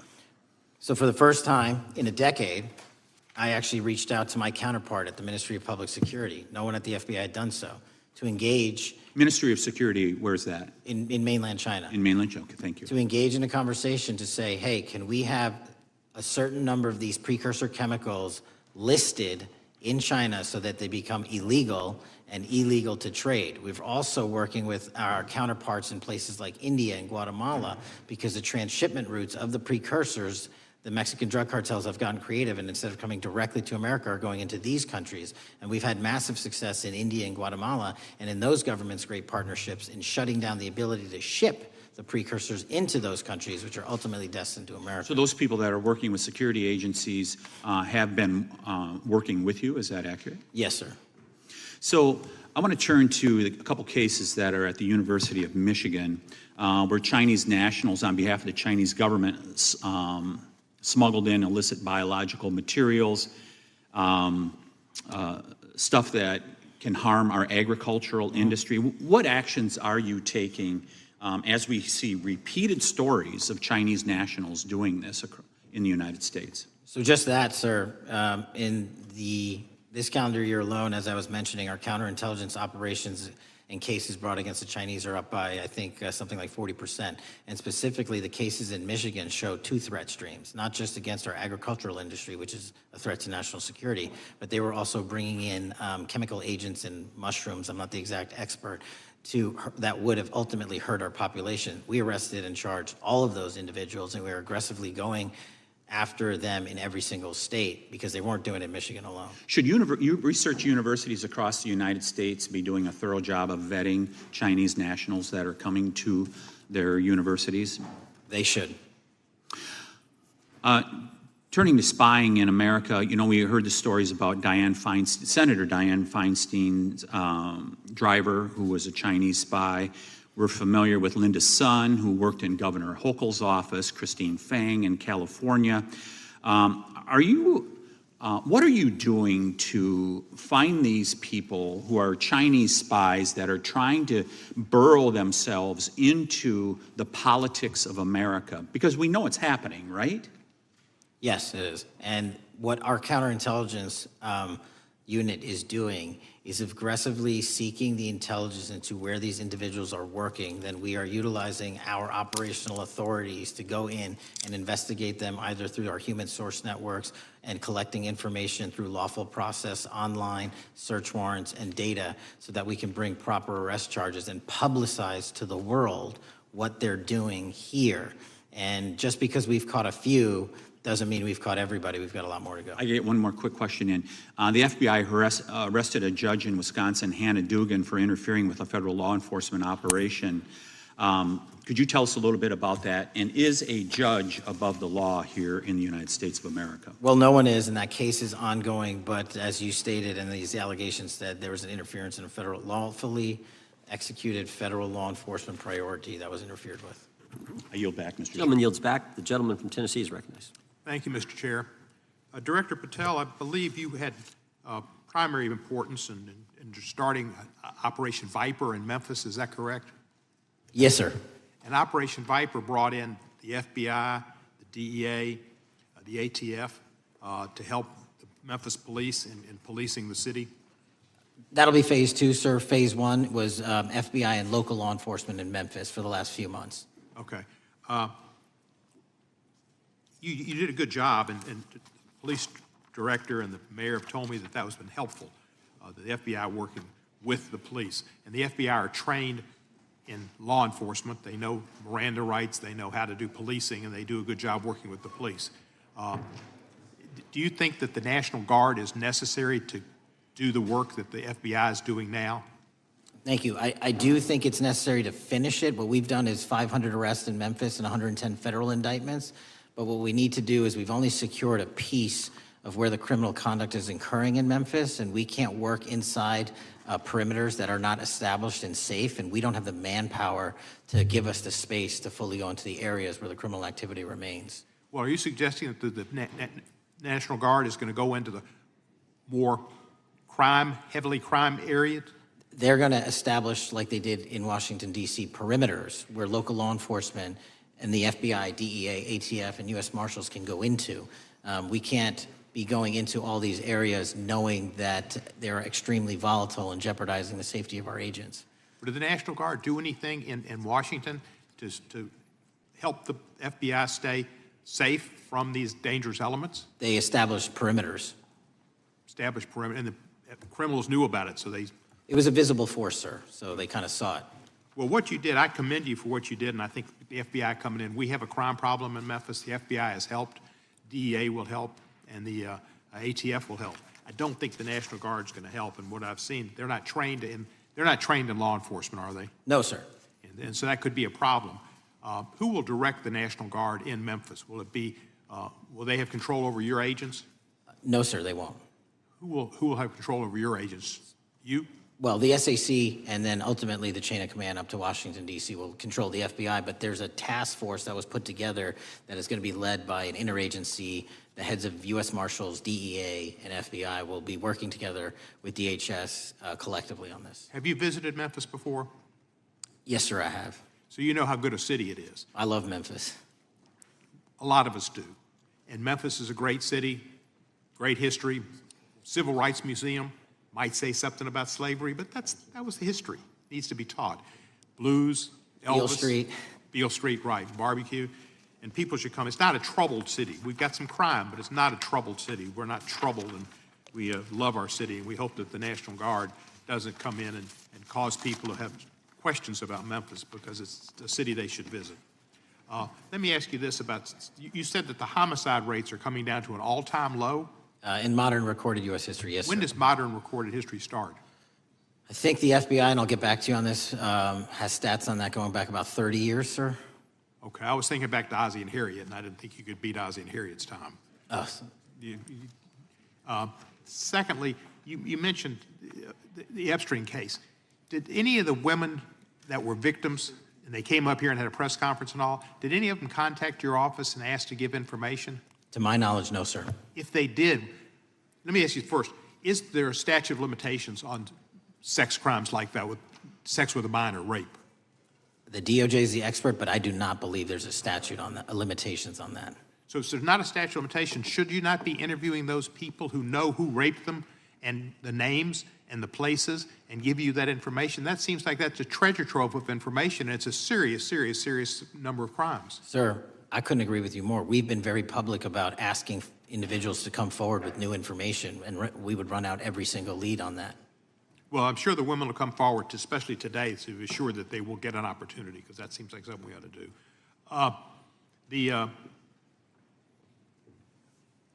Mr. Driscoll, what was his reputation? I can't comment on Mr. Driscoll's matter. It's an ongoing litigation. Yeah, but his reputation you could tell us about. I can't tell you about his reputation. His work has been laid out in that lawsuit. How many of the FBI agents who worked on the January 6th case have been fired? I don't have that number, sir. Do you have a ballpark figure? No, but I can tell you that individuals based on case assignments in the FBI that I have led have not been terminated for case assignments. Thank you, sir. And come back to Memphis and you work with Kevin Kane in our Tourism Bureau. He's great. Thank you. And thank you for your work in Memphis. Gentleman, yes, back. Mr. Chairman, I have a unanimous consent request. Gentleman's recognized. So I've got 4 documents I'd like to introduce into the record. The first one is Jeffrey Epstein's 6th story played out for years in plain sight. And Acosta is quoted in here saying, "I was told Epstein belonged to intelligence and to leave it alone." The second document is entitled, "What Epstein's Bodyguard Warned About His CIA Connections." The third document is from Fox Digital. It's titled, "Epstein's Private Calendar Reveals Planned Meetings with Obama Admin Official CIA Chief." And the last document is Wall Street Journal article that highlights Ehud Barak's 36 meetings with Jeffrey Epstein. He was the former Prime Minister of Israel and head of military intelligence for Israel. It may have held that title when he met Epstein, and then, yes. Without objection, the gentleman will hold for a second. The gentleman from Maryland is recognized. Thank you, Mr. Chairman. Just one UC request. This is Judge Engelmeyer's decision from August in U.S. versus Epstein, stating the government's 100,000 pages of Epstein files dwarfs the 70-odd pages of Epstein grand jury materials. Without objection, the gentleman from Kentucky is recognized for 5 minutes. Thank you, Mr. Chairman. Director Patel, I watched some of your Senate hearing yesterday when Senator Kennedy asked you, "You've seen most of the files. Who, if anyone, did Epstein traffic these women to besides himself?" You replied, according to the transcript, "There is no credible information that he trafficked them to anyone else." You also said somewhere in the hearing and here today that the problem is that the case files are constrained by limited search warrants from 2006 to 2007, and that the non-prosecution agreement hamstrung future investigations. Those constraints only apply to Southern District of Florida. They do not apply to Southern District of New York, the location of the 2019 sex trafficking indictment, which produced many things, including a series of FD 302 documents.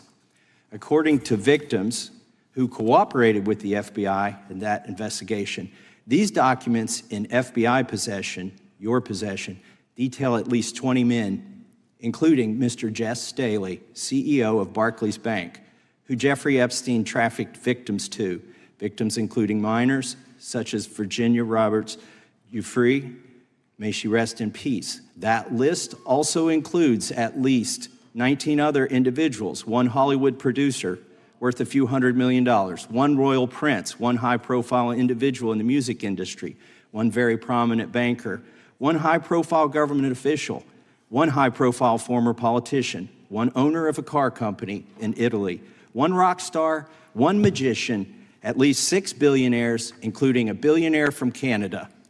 We know these people exist in the FBI files, the files that you control. I don't know exactly who they are, but the FBI does. Have you launched any investigations into any of these people, and have you seen these 302 documents? Sir, I have asked my FBI agents to review the entirety of the Epstein files and bring forth any credible information. And we're working with Congress not only to divulge that information and produce it to you, but any investigations that arise from any credible investigation will be brought. There have been no new materials brought to me launching a new indictment. So is the loophole here, or is it your assertion that these victims aren't credible, that the 302s maybe didn't produce credible statements that rise to a probable cause? It's not my assertion, sir. It's the assertion of two different United States attorneys' offices from 3 separate administrations who investigated those same materials in lifetime. Are the 302 documents in the FBI's possession? They reviewed all that, yes, sir. And so have you reviewed those 302 documents where the victims name the people who victimized them?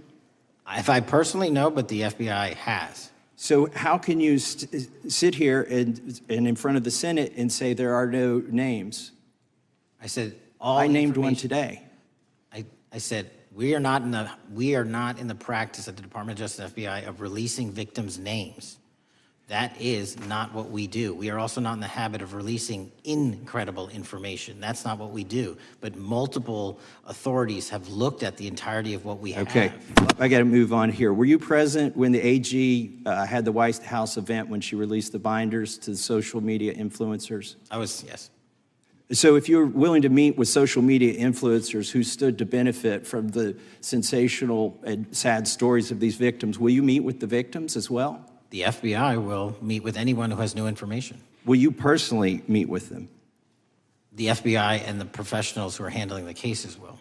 Were you instructed that it was important to release the documents to the Oversight Committee on the day of my introduction of the discharge petition to release these files? I don't know what day that was, so no. Well, they were released that day, and there were victims' names who weren't redacted because they were in such a rush, and the victims are not happy about that. Have you investigated any of the CIA connections? Have you seen the CIA file on Jeffrey Epstein? And if you wanted to see it, would they show it to you? Well, I can speak for the FBI, and that's presuming there's a CIA case file. And I've reviewed everything that the interagency, not I, the FBI, that was provided to us.